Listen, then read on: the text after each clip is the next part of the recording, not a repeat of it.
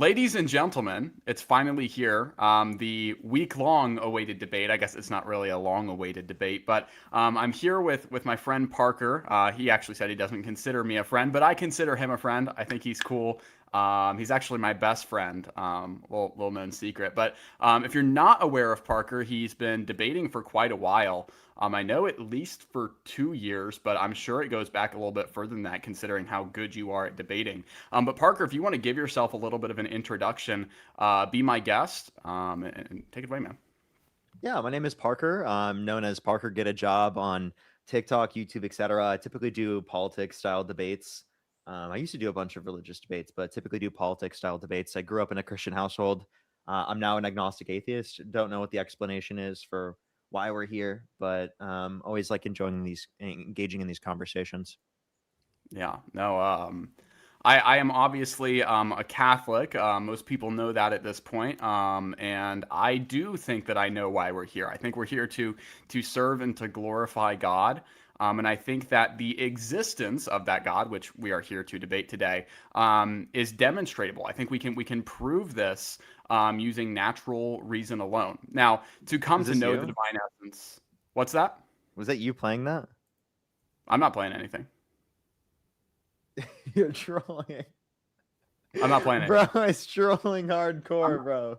I'm not playing anything. Oh But yeah, no, my I think god, no. Oh my god, hold up. It's the TikTok stuff. Oh my god, hold up. Let me turn my fucking gifs off. yeah, no, Sorry, you're that good, was man. in the middle of conversation. Let me turn Yeah, that no, you're off. good. You're good. Yeah, no, TikTok you're good, added the man. stuff where they like have all these like sounds. Yeah, Oh no, my god, it's I'm actually aware. unhinged. Yeah, no, I got it. You're good, man. No worries One about that. second. I was like, are you trolling me? Like, dude. No, no. I actually did consider doing this entire debate from my bathtub, though. I Um, actually considered doing that as a troll too, I'm not gonna lie. yeah, it'd be Only funny only when I was on live. if we both joined up in our bathtubs. That kind of just be weird at that point. But Yeah, that would have been really weird. yeah, I think that would have insinuated things that we are not intending for this debate. um This is going to be a PG-13 at most type of debate, but hopefully we can just keep it G. We'll have to see. Hold up, I gotta find where the gifs are on TikTok. I forget how to turn it off. There you go. Yeah, Oh TikTok. shit, give me one sec. Sorry Yeah, for you're the good. language. I actually forgot I'm on your platform. Yeah, no, it's fine. We're grown ups here. Definitely like try and keep it limited just so I don't get like striked or anything. But Uh-huh, yeah. I'll be fine. I almost said Um, stroked as the past tense of strike. I'm glad. Diabolical, dude. That would have been clipped. That would have been clipped for sure. Yeah, that would have been pretty embarrassing. I Hmm, definitely don't want that on the live stream. That's for sure. that's Um, for sure. yeah, Wait, hold up. Give me one second. I need to turn off the. I'm not actually like sure. I keep forgetting how to turn off the gifs yeah, you're good, over man. on TikTok. I might just have to advanced settings. No. Sorry, I don't mean to do this in the middle of the stream. Let me just look it No, up quick. you are fine, man. We've we can make the people wait a little bit. They at the very worst, we're just gonna have more people join and learn about the truth of the gospel. So it might work out for good after all. Maybe And I people need will to use. know that. I had a supporter of yours come up on the stream today and didn't even know what the gospel was. Wow, that's not good. Hey, if you don't know what the gospel is, go read it. There's four of them. Um, Also, guys, I see that there are super chats coming in. I am definitely going to try and answer those super chats at the end of the stream. Parker, you are invited to answer those with me, but you also don't have to. So it's up to you. For sure. Yes. There we go. But I yeah, just found it. All right, I we're should be able to not we're turn it on not now. yeah we're not avoiding any super chats. Don't worry. You said you found it? Yeah, I just turned it on. Give it one sec. I need to start the stream back up. Yeah, no, you're good, man. Alrighty. Welcome back, everyone here on TikTok. They have a really bad setup for the audio over here on TikTok. A little bit unfortunate. So we hit a quick restart. We lost out on some people. It's okay though. No big deal. Yes, no big deal at all. All right, are you ready? Yeah, go We're ahead good. and start. Yeah. Okay. So I figured the best way to do this, we haven't really talked like format at all, but I think the best way for us to kind of address this is I can present like a positive case for the existence of God, and then you can kind of be like, hey, I think that's stupid. Here's why I disagree. And then we can kind of just turn to like open dialogue. Yeah, if you'd like. I'm down to do super informal and just like run through our conversation, like conversational, if you want to do that. Yeah, yeah, for sure. But I will request that you let me at least like present the case first, just so that Oh, it's sure, yeah. like people know why it is that I believe in God. I think that would be the most efficient way. Of course, of course. Go ahead. All Give right. us start with the argument. Give us your argument for why you think a God exists, and like for your specific understanding of God, of course.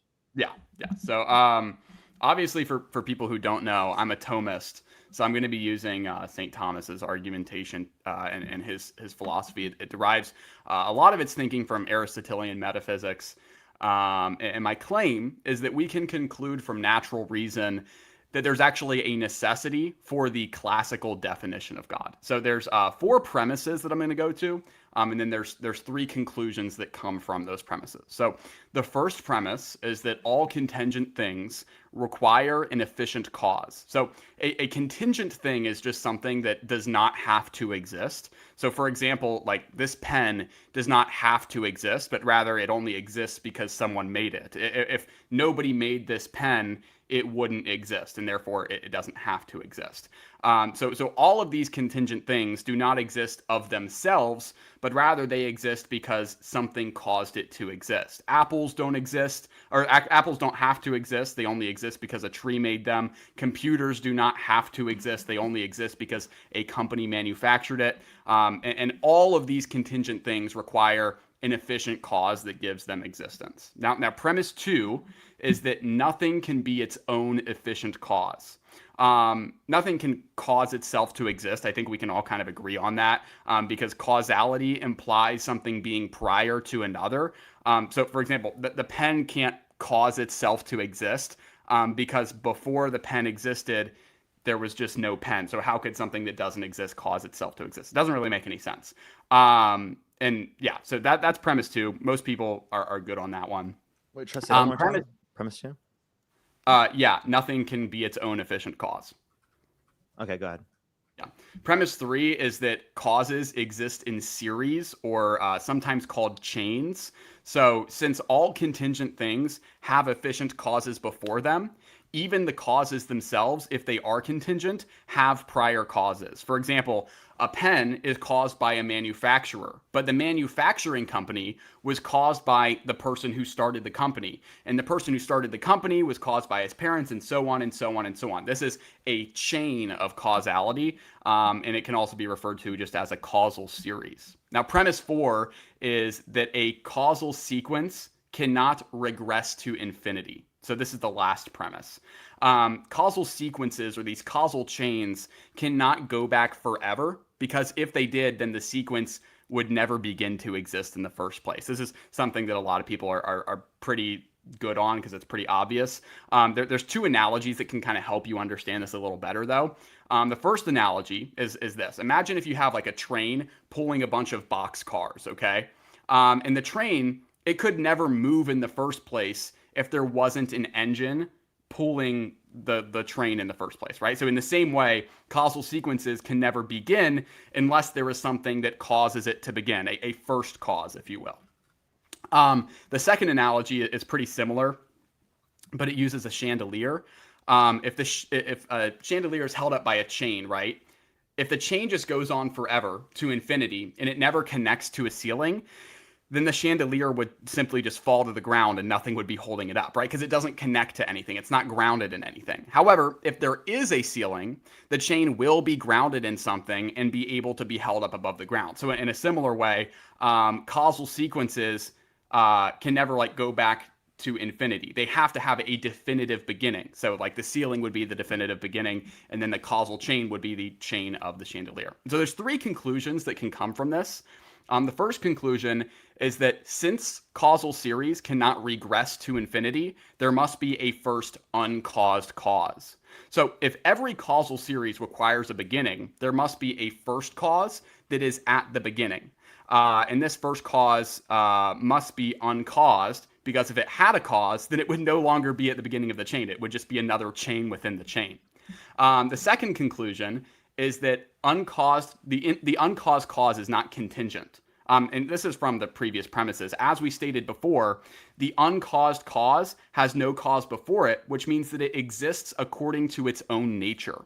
So there is no reality in which the first cause does not exist. In other words, the first cause exists as a necessary being.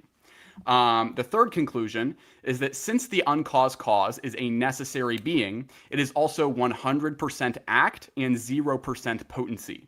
If you don't know what act and potency are, potency is a real capacity that something has to become a way other than it is. So, for example, the Communist Manifesto, which I have, it has the passive potency to burn, but it's not currently burning. So it has the capacity to burn, but it's not burning. That is potency. Now, act or actuality is the fulfillment of that potency. So, for example, if I hold a lighter to the bottom of the Communist Manifesto and I burn it, that would be an actualization of the potency that it had to burn. Okay, so there's a capacity to burn, that is the potency, and then causing it to burn would be actualization. That would be the act. Now, the uncaused cause must be pure act, because if it had any potency, there would have to be something prior to it that would determine its potency. And this would violate the fact that our uncaused cause is uncaused. It just wouldn't make any sense. It would be a continuous loop of nonsense. And I actually lied. There's 4 conclusions. I forgot about one. It's the most important one, that this first cause is the classical definition of God. Since the first cause has no potency and it has no capacity to change, that means that it can never gain or lose knowledge, power, love, or perfection. Pure act can also cannot lack any perfection that belongs to being, because potency is the lack of perfection that could be potentially possessed. Therefore, all perfection of being is found in its fullest sense in the first cause. This first cause must have unlimited knowledge, ultimate power, unlimited justice. And this being is the first cause of the universe. It's the beginning of the causal chain and has all perfection of knowledge, power, and justice. And that is what classical theism defines as God. So that's kind of how you can prove using natural reason that a God exists. And Parker, I'm interested to hear what your refutation of that would be. Yeah, so there's a few things I could point to specifically here with this argument. One is that I could dispute the idea that there can't be like an infinite causal chain, like an infinite sequence. I guess I could ask the question: do you believe in infinities in math, Say it like again. infinite numbers?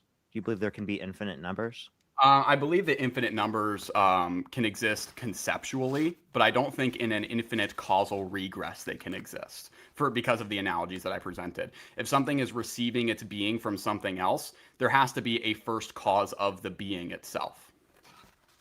Okay, so I think that you're saying it can exist in numbers, but not in a causal chain. What's the relevant difference of it being able to exist within numbers, but not a specific causal chain? Yeah, so numbers are not necessarily contingent in their being upon the thing that came before it. So, for example, I can have -3 as a concept in my mind without necessarily having -2. Now, we can kind of show that this is something that's necessary there. Have you ever heard of the paper passer analogy? No, but before we do, like you're disagreeing that infinite is not contradictory, right?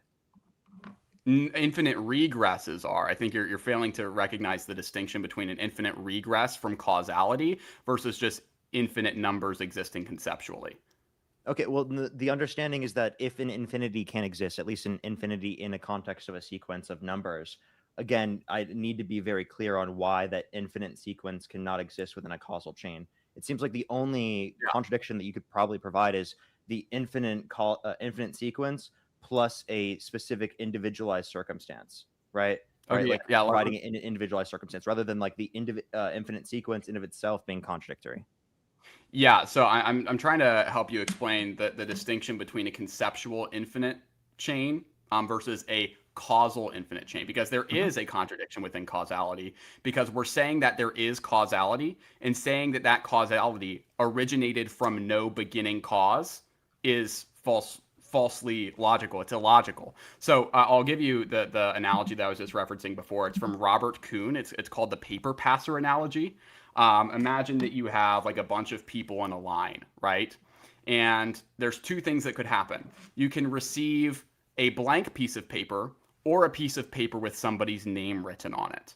And if you receive a blank piece of paper, then you take it and you write your name on it and you pass it to the next person. Now, let's say you're somewhere in that line. It's absolutely impossible for you to ever be passed a piece of paper that is blank because you're being passed it by somebody who just had the same situation where they could write their name on the piece of paper.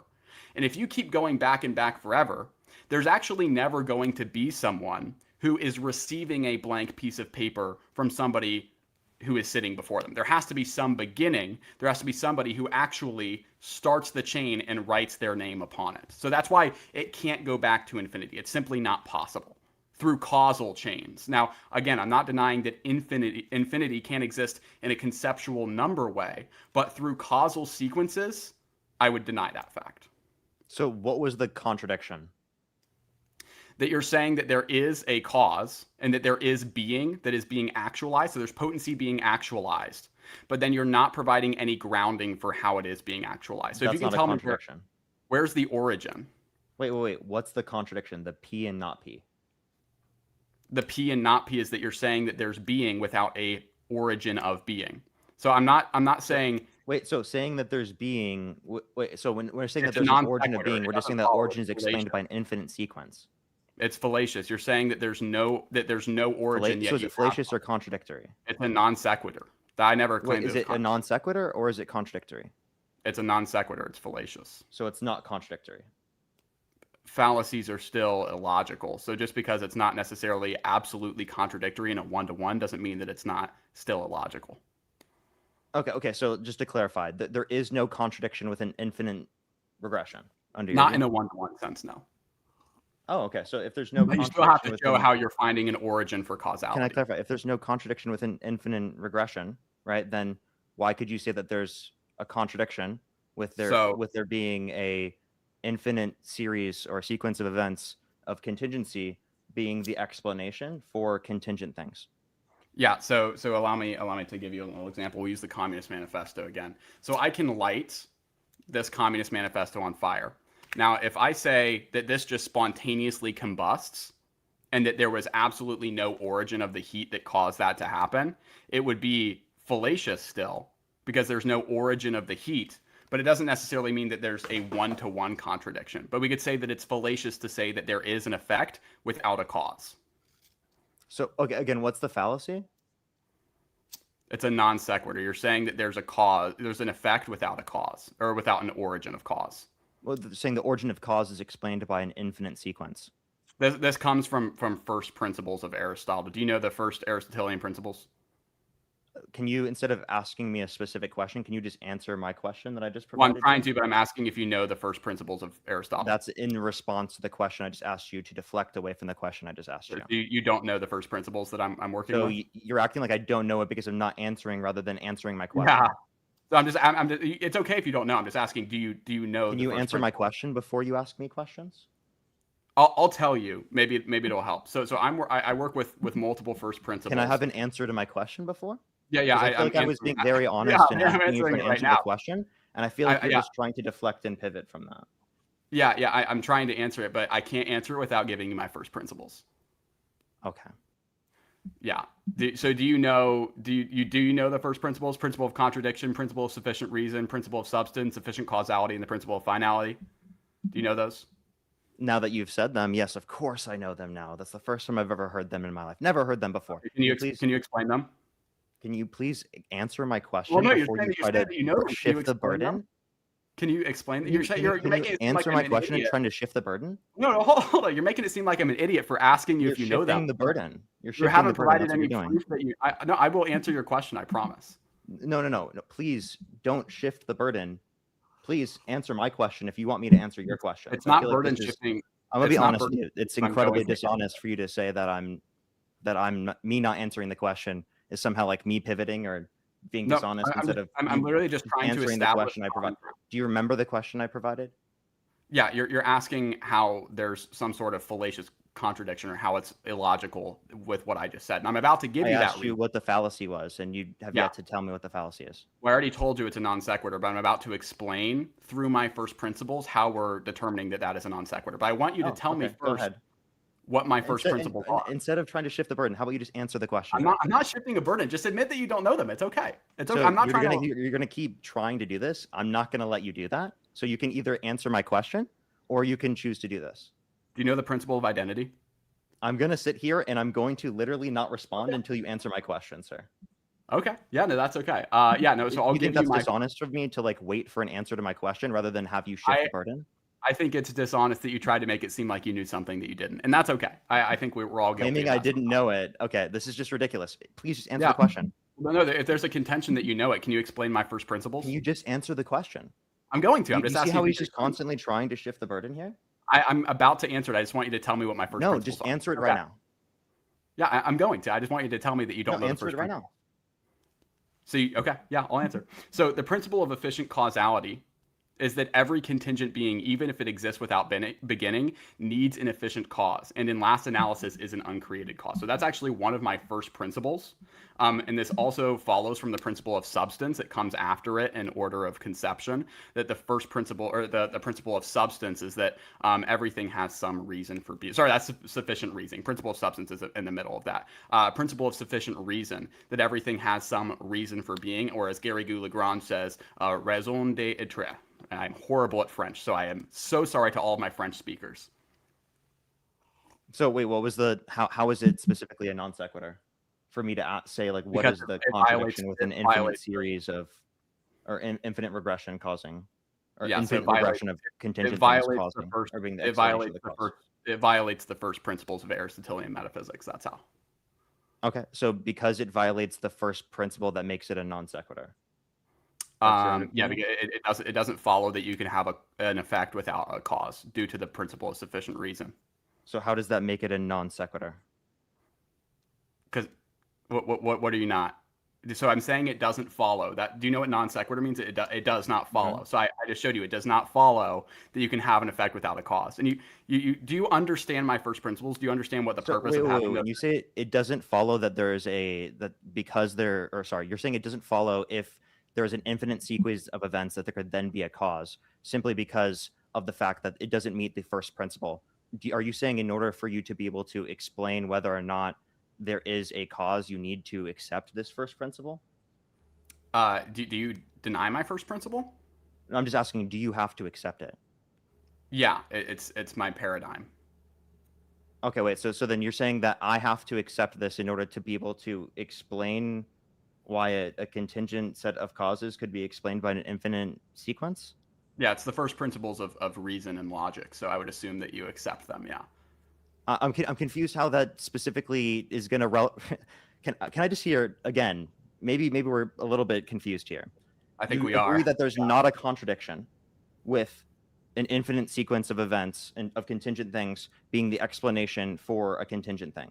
You So, agree? like I said, within your infinite regress, there's not a one-to-one contradiction, but it violates the first principles of logic, and so So, therefore there so is a it's not. So let's contradiction. just clarify. You don't think it is contradictory for there to be a infinite sequence of events that causes, right, a contingent thing.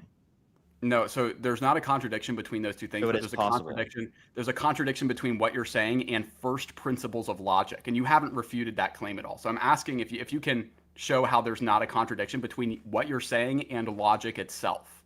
You haven't done that. Wait. You said that logic itself. So again, in terms of there being a principle standpoint of things can be themselves or the logical laws that we typically accept, what about those means that you specifically can't accept that there was an infinite sequence that is going to be the cause of this particular contingent thing? You're just saying, oh, it violates this first principle that you accept, but not a principle of all notions or understandings of logic. Do you agree? Do you accept my first principles?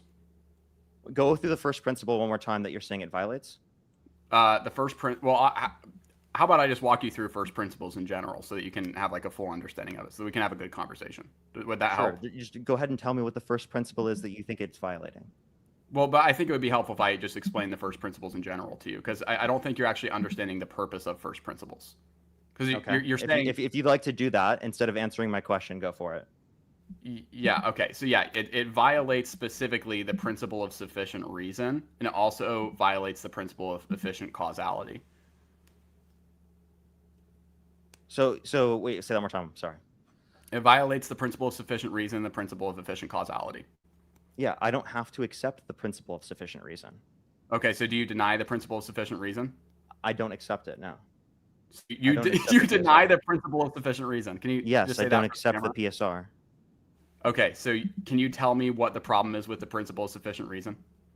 Can you wait before we do so? Can you say Whoa, why I no, no, no, need no, to? no. You just accused me of running. You have to answer the question now. You just denied the principle of sufficient reason, one of the first principles of logic. Can you explain what's wrong with it? And look at the camera when you I say see no it. reason that I require it to accept it. Do you agree? You have to It's a provide a reason to you accept it. can't just say I don't accept that because I don't want to. You have to provide a logical. Wait. No. You have to provide an argument for the principle. You can't just say you have to accept it because it's a principle. Yeah, What? so You have I'm to provide an argument for the principle. yeah, If I'm so again, specifically denying, if I'm denying yeah. specifically that there needs to be a fucking, sorry, I apologize. Whoa. If I'm denying that there needs to be an uncaused cause in order to be able to bring about things, and that there can't be, or that there can be an infinite regression that then inevitably explains the contingent things, then I don't see why I would need to accept the PSR. Yeah, so I'm making a proposition. Again, this is how first principles work. That's why I wanted to explain. I'm trying to help you out by explaining the first principles. Wait, do you think that the PSR is a logical or a metaphysical principle? Logic is metaphysical. What are you talking about? Okay, hold up. Let me clarify though. Like, do you What is it what does that specifically? even mean? What did you just try and put logic and metaphysics against each other? What does that mean, Parker? I'm not saying that metaphysics doesn't count in logic. I'm just saying, is it simply specifically metaphysical or is it logical? Like, is it in classical logic? Yeah, it's a first principle. It's Aristotelian logic. I've clarified that. Is it Do you want me to classical explain? logic, sir? Is it like one of Yeah, is it one of the classical understandings of logic? do you want me to explain first principles? I'm really because you Can haven't you answered answer my the question? question. Is it in classical You logic? haven't answered my question. I'm Is trying. I'm it trying to in get you to classical explain. logic? You said that you deny the principle of sufficient reason. Can you explain what Is that it is and in why you deny classical it? logic? Whoa, you can't say that I'm not answering He's your not question. You have answering to my answer question. the Is it in question. classical logic? What you have to answer Is it my in question first. classical logic? Yes or no? I will answer No, first, you'll but you answer have right now. no. I will answer, but you have to So answer you the can't question I answer. So asked you don't know you. the answer according to your own reasoning earlier? No, because I am So answering. is it in I asked classical you a logic? Yes or question no? previously, and now you're running from it. This is so bad, Parker. This is bad, man. Just answer. Why is the So principle he of can't sufficient answer the reason wrong? question. So is it in classical logic? Yeah, it's an extrapolation from Aristotle by St. Thomas. So So it's it is. not in classical logic. It's extrapolation by St. Thomas from Aristotle. So it's not in classical logic. Depends on what you define as classical logic. Okay. Okay. All right. So So can you what's your definition explain? of classical logic? So can you explain now What's why your definition of classical PSR is logic? wrong? Guys, he's not answering. He doesn't want to answer. Total Because Thomistic. we're having this conversation and then you try to constantly change the conversation in order to be able to fit specifically the type of dialogue that you want to have rather than the conversation that we were just having. So you're not going to give a reason as to why the principle of sufficient reason is wrong I and gave you a shouldn't be reason that I didn't need to accept it because I simply didn't need you to can't accept it just say because I it don't doesn't. accept it. One, it's That not in classical logic. Two, it's not relevant towards the conversation about it is found specifically in whether we classical. believe in a God or not in the very first place. It, I it don't is have found to in accept it classical from an logic. atheistic I never perspective. said I'm it not was. committed to that. Okay. I never said it wasn't in classical logic. Wait, do you agree I am not committed to accepting the PSR? Well, no, I can show you the PSR, and then you have to tell me why you don't accept it. You can't just say I don't accept it. Like that's like Wait, if am I committed to accepting the PSR? Yes or no? well, you're not, but that's a ridiculous thing to do. You have to show why it's wrong. You can't just So say by the I way, don't. so I'm not committed to accepting the PSR. So can you provide the argument for why I Yeah, need to accept the PSR? you need to show a reason as to why you don't accept it because it's my No, first you need to principle. provide a reason for why you do accept the PSR. Yeah, I do you know what the PSR is? Yeah, the principle of sufficient reasoning. Can you tell me why you do accept the What does it PSR? What does it mean? What does it Can you mean? What is the please raison answer d'être? instead of asking what does it mean? Can you You answer don't any even of know my what it questions is. directly? You I don't just told even you. I know told you what it's the principle of sufficient reason. Please I answer the already question. told you. I Why do already I? said that. Why You do I need to need tell to me what accept the it? principle of sufficient reason is. Why You do have I to tell need to me. accept it? Can you give an argument for the PSR? You don't even know what it is. How are you Give denying it me an without? argument for the PSR. Dude, this is bad, bro. You don't even know what it So is. instead of actually providing the argument for the PSR, he's just going to ad hominem me and just No, act I like I am can. You going to just be have to dumb tell me simply that for not I just answering want to see if his you know what it complete is. fucking pivot of questions. Yeah, so the PSR, I'll explain it for you and for the people who don't know. No, I never said I didn't know what the PSR is. I simply just I asked you, said, what is the argument for Parker, the PSR? Parker. I said I'll explain it for you and for the people who don't know. So that's actually distinguishing you from those people. Well, you're also saying you're explaining it for me. Okay, so instead of just providing like an argument for the PSR, you're trying to be condescending and like work around it. Like you're like smirking really weird right now because I pointed you out for being condescending. Yeah, sorry. I smile when I get happy. It's my humanness. I apologize. Do you admit you were being condescending? I was just trying to get you to tell me that you know So what. you weren't being condescending. I wouldn't say I was. Maybe I was condescending in the sense that I was coming down to your Okay. level to help you understand, but I don't think Another I was condescending remark. in the colloquial term. So Do you think Jesus would want you to be condescending? the principle of sufficient reason is that everything exists, that everything that exists has a reason for being, or raison d'etre. Again, sorry for my horrible French pronunciation. I'm reading Gary Goulegrand right now and I'm LARPing pretty hard. But no, everything that exists has a reason for being, either in itself, if it is self-existing, or from something other than itself. So that's the principle of sufficient reason, and we can see this using our senses and extrapolating from our senses. So if you want to provide some sort of, refutation of that, I would love to hear it. No, wait, what's the argument? You It's just a said we first get it from our senses. Is that all you said? it's a first principle. You said I wasn't committed to accepting that principle. You have So to please tell me explain why to me you what's the argument disagree. for the principle. You have to tell me why you disagree. No, you have So to for provide the example, argument for the principle. no, because it's a direct extrapolation from the senses. So for example, if I say the grass is green, Okay, so you then have to the say argument for the no. argument for Hold the on, PSR is an extrapolation of hold on, senses. Parker. So if I say that the grass is green, you then have to provide a reason as to why you don't think it's green by saying something like, no, it's actually blue. So you would have to respond with some reason as to why you don't believe this. You can't just say, I don't believe it. No. You're providing an argument, right? And your argument is it's an extrapolation of senses. So are you saying it's necessary or it's likely to be the case based upon our senses? No, I'm saying that this is the extrapolation, the logical extrapolation from our senses. So is it more likely to be the case or is it necessary to be the case? I think I would say based off of senses alone, we could say that it is logically the case. So necessary? Yeah, I wouldn't say it necessarily has to be held, but I would say it is. So it's not logically necessary. You would have to provide a reason as to why you don't accept my first principles, is what I'm trying to tell you. So you're not providing an argument. So is it a probabilistic argument you're providing based upon the senses, or you can't just say I disagree and therefore I'm right. You have to no, provide. no. I'm asking for your argument for the PSR, and right now you're trying to say it's an extrapolation based upon our senses. Okay, what Yeah, so that's particular why I was sense data justifies the PSR? Yeah, okay. Let me explain first principles to you. So the principle of sufficient reason specifically, do you know what it comes after? Instead of asking me questions, please answer mine. Okay, yeah. So because he still hasn't provided the argument yet. Like I'm asking for the what is the argument? You said it's an extrapolation of senses. So is that probabilistic or is it necessary? Logically. I'm trying to. Yeah. So the first principle that we have is the principle of contradiction, or the principle of identity. And so this is the principle in which somebody can know that being is different than non-being. So for example, if I touch something, I can say there is, and therefore there is a difference between there is and there. What are you typing? I'm typing principle of identity in my notes so that I can make sure I know what you're talking about. Okay. So the principle of contradiction is. Would you rather me cut you off? No, that's fine. So are you trying to act like I have a script or I'm messaging people? The principle of contradiction your chat is saying is the distinction between being and non-being. Okay. Do you understand that? There's a difference between being and non-being. Yes. Yeah, and it's a contradiction. Yes.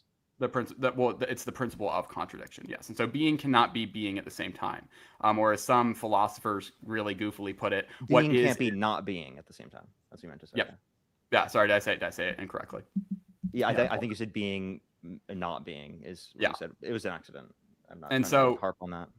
yeah, and so first principles are something that are directly extrapolated from the sense world. So something that we can tell, such as being from non-being. Now you could say it's not necessary that I accept that being is different from non-being, but it completely reduces everything to absurdity. And so you could say I disagree with that, but you would have to provide your first principle that works in place of the principle of contradiction, non-contradiction, or identity. So Wait, that's that's how. not the ones I'm disputing, right? Yeah, I'm I'm trying to explain how first principles work with going to the most rudimentary first principle, explaining why you actually have to provide some substitute first principle instead of just saying, hey, I actually disagree. So I would make the argument for the principle of non-contradiction that when we sense things, we can tell that there is a difference. And so what follows from that is that there's a principle of sufficient reason, and that is the determinant reason for being of all things. And it goes as follows. Everything that exists has its reason for being either in itself, if it is self-existing, or from something other than itself. And under this principle, there's four categories in which we can kind of establish the reason for being. Something can have its reason for being as a characteristic. It can have its reason for being as an effect of a cause, as a means to an end, or the fourth is just that corruptibility of bodies has its reason for being in matter. And so these are first principles extrapolated from the senses directly. So if you want to deny the extrapolation from the senses, that's fine, but then you need to show some substitute or some reason as to why you think that that's wrong. Okay, so I understand that you're saying that like the first three laws of logic, they follow directly from the senses because we can see specific examples that if we don't accept them, we can't make sense of the world around us. I think that I can make sense of the world around us without the PSR. I see no issue with being able to do that. So I Really? feel like that's not a response or So even an you argument for the PSR to simply say that because I accept the three classical laws of logic, that means I have to accept the PSR. okay? That's not an So argument. explain why this exists without using the PSR. Explain why a pen exists without using the Yeah. PSR. Yeah. You said you can have the natural world around you. Explain why this exists without using the PSR. I can, based upon my sense data, I think that it's reliable, at least in the process specifically, of saying that But there are no defeaters.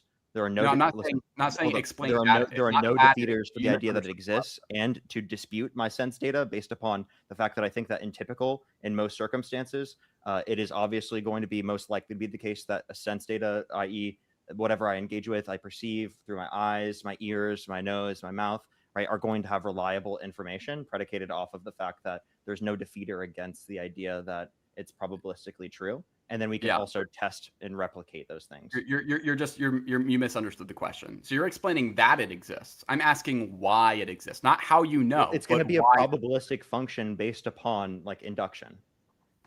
No, I'm asking why does it exist? Why does it What? exist in the first place? Sorry, are you asking? I'm confused with the question you're asking. Why is there a pen I rather was than there answering. not being a pen? Why is there a pen rather than there not being a pen? I just told you because of my reliable sense data. No, that's explaining how you know that there is a pen, but I'm asking where did the pen come from? Why is there a pen when there very well could be not a pen? That's what you chose to lift up, or are you asking like why was this You created rather know than the something else being question. created? You know the question. I'm asking why does it exist when there could be no pen in the first place? I'm genuinely kind of confused with the question you're trying to ask because the way I'm interpreting it when you're saying why is there this pen rather than not, it's because you're deciding to lift this up to show the live rather than lifting up and picking up something else to show the Okay, live. so you just use the principle of sufficient reason to describe that, though, because I Oh, caused the pen to be there. That's what the principle of sufficient reason. Remember, I said effect of a but cause. you're a contingent thing. What? Aren't you contingent? Yeah, Okay, so how I'm is the that the cause principle of sufficient reason? because the effect, the pen, was caused by me. It doesn't matter if But I'm you're contingent. contingent, so how is that the Yeah, because principle of I have a sufficient cause reason? before me. You don't even know. Do you know what contingent means? Yes, contingent means it could have been otherwise, right? Yeah, so I could have been otherwise, but that doesn't mean I can't actualize other things through effects. I can still be a Okay, cause. I'm just not the primary cause. I don't think that if I don't accept the PSR, I'm disputing that contingent things can cause other contingent things. I think I already accepted that within this argument because You we're just arguing use. that an Wait, wait, infinite you do series agree of with. So you contingent do things agree can with the cause a PSR. contingent thing. So you agree with the PSR then? No. What? You just used How it am to I explain agreeing why with the there's a pen. PSR? You just used it to explain why there's a pen. So I didn't. explain why there I is a don't think I pen. did. Yes, you I did. think No, I you said just did because I without lifted using it the up on the PSR. screen. You just said because I lifted it up on the screen. That's the principle of sufficient reason. Okay, so how is that the principle of sufficient reason if I'm specifically referring to you a contingent thing rather than a necessary thing that led to this? Because you're misunderstanding the principle of sufficient reason. The principle of sufficient reason says that even if something is contingent, it can still cause other things. Contingency doesn't prevent you from causing things in the first place. So I can be a contingent cause that causes a contingent effect. That's not logically contradictory. So I'm You're asking saying you, that the first cause can't be the contingent thing. yes, because that would I violate never the. wait. So are you asking for what the first cause is of the pen being there? No, I'm asking what the immediate cause, the proximate cause, not the remote cause, Me not accepting a the final proximate cause analysis. does not accept the PSR. I'm really confused your Wait, argument. so you don't accept the PSR, but you're using it to explain why there's a I pen? don't think I was using the PSR there. You did. You said that I caused it to be up there. That is the principle of sufficient reason. I don't think that me specifically saying that induction indicated the pen was there is gonna be that No, that's the how you know PSR. that it's there. That's how you know that it's there. You said that I I'm. don't think I don't think that's the PSR. I think you're misunderstanding Okay, so what's the PSR? the principle of sufficient reason, What right? does We that mean? already went over. You're trying to explain that the PSR specifically is applying to my example, but you're failing to explain how the PSR applies to my argument. Okay, so let me And let me just clarify. The principle of sufficient reason says that a thing has its reason for being if it is an effect of a cause. And you said that the reason for this being has it is because it's an effect of me causing it to be in front of the screen. That is the principle of sufficient reason. okay, so all you're saying the principle of sufficient reason under your view is not that there's a sufficient cause, but rather simply that there is a cause. No, no. So the principles of, I'll read it for you again. Everything that exists has a reason for being either in itself, if it is of itself, or from something other than itself. That is the principle of sufficient reason. And there are four categories of determining reason from being if it is not of itself. And you just used one of those categories, cause and effect, to determine why this is in front of the screen. So I'm telling you that you need to determine why this is in front of the screen without using one of those four categories. I'm really confused with how you're saying that just the idea of cause and effect is going to be enough to establish the basis for the PSR. I've never heard someone use the PSR in this way. I think that's a really unique way that maybe you're purposefully using right here, just saying that cause and effect means that. So let me just be clear. You think I'm accepting the PSR if I say that an infinite series of events can cause a contingent thing? Have you read Gary Goulagrange on the topic? I'm No. actually quoting him. Yeah. So Reginald Gary Goulagrange. I'm quoting him when I gave you that definition of principle of sufficient reason. So I'm not using it in some ridiculous, unique way. I'm giving you the definition actually. No. The idea that you're saying it's applicable to just cause and effect. Do you agree that, like, when I am He said saying that. I'm that an quoting him. infinite I'm wait, quoting him. This do is you agree chapter that if I'm 4 saying of it's Principles possible of for an Reality. infinite series of contingent things to be the explanation, right, of a contingent thing, right, in the like why it exists? Are you telling me that I'm accepting the PSR? You're using the PSR to describe it, and that would be Wait, so implicit so am I acceptance. accepting the PSR by doing that? Yes or no? Yeah, because you're implicitly accepting it Okay. by using it. Because you failed to give me a reason that this is in front of the screen without using it. You said that you had a I substitute think I did without using the PSR. I used induction. no, you bro, no, you used the PSR. I just showed everyone. I gave you the definition of PSR and then you used it to define how this is No, here. I used induction, right? And you're saying I use the PSR. You're also saying that the PSR, I use the PSR simply to say that, or specifically to say that an infinite series of causal events is the basis for the explanation of a contingent thing. Yeah, so I'm quoting chapter 4 of Reality, a Synthesis of Thomistic Thought by Father Reginald Gary Goulagrange. He says that a thing has its reason for being as an effect of a cause. So that is the principle of sufficient reason. You're using it to describe why this is here. Wait, You say that one more just time. use it. Which part? The whole thing. I apologize. I zoned out for like 5 seconds, 10 seconds. He says the second way that a thing can have its reason for being is that it can have its reason for being as an effect of a cause. So this would be the effect of me causing it to go up. That's the principle of sufficient reason. Okay. And Yeah. the reason you're saying doesn't need to be any necessary reason. It doesn't need to be built in a sufficient basis. It just needs to be a reason, or like a contingent Yeah. thing could be Yeah. cause of another contingent thing. Yeah. So The the infinite proximate. series of contingent things causing, again, a contingent thing under your view is a use of the PSR. Yeah, so the proximate and immediate principle can be contingent, but in final analysis, again, this is literally the principle of sufficient reason, that in final analysis, or sorry, not principle of sufficient reason, this is the principle of efficient causality, but the principle of sufficient reason says that they have their reason for being. If it is of itself, like God is, then it is found within itself. But then if it is outside of itself, then it would be from one of the four categories that I described to you. So let me just clarify. Maybe we'll go through this whole argument. You agree, like God's existence is logically necessary based upon your argument, right? Well, hold on. I'd like to stay on this because you haven't given N- any reason for Wait, why I the promise you PSR. this. I promise you this will be relevant. So Well, no, you no, agree you God's denied existence the is PSR. logically I necessary, need right? you to give me an argument because I've showed you, I've given you my positive argument for the PSR. Now Yeah, you I have to give promise you the I'm negative. giving you a response if you'd like to let Okay, me. why is the PSR false? Tell me right now. Again, I don't even have to argue that the PSR is false. I just have to not affirm the PSR to be true. So then, And how are you? you already agreed it's not necessary to affirm the PSR to be true. So let me run through what I'm trying to No, say. how are you experiencing the world without the Right, PSR? How does that make sense? you're saying that the PSR is required to explain God's existence, correct? Like within Yeah, your argument, the PSR is necessary. yeah. It's also necessary to understand the world, though. So yeah.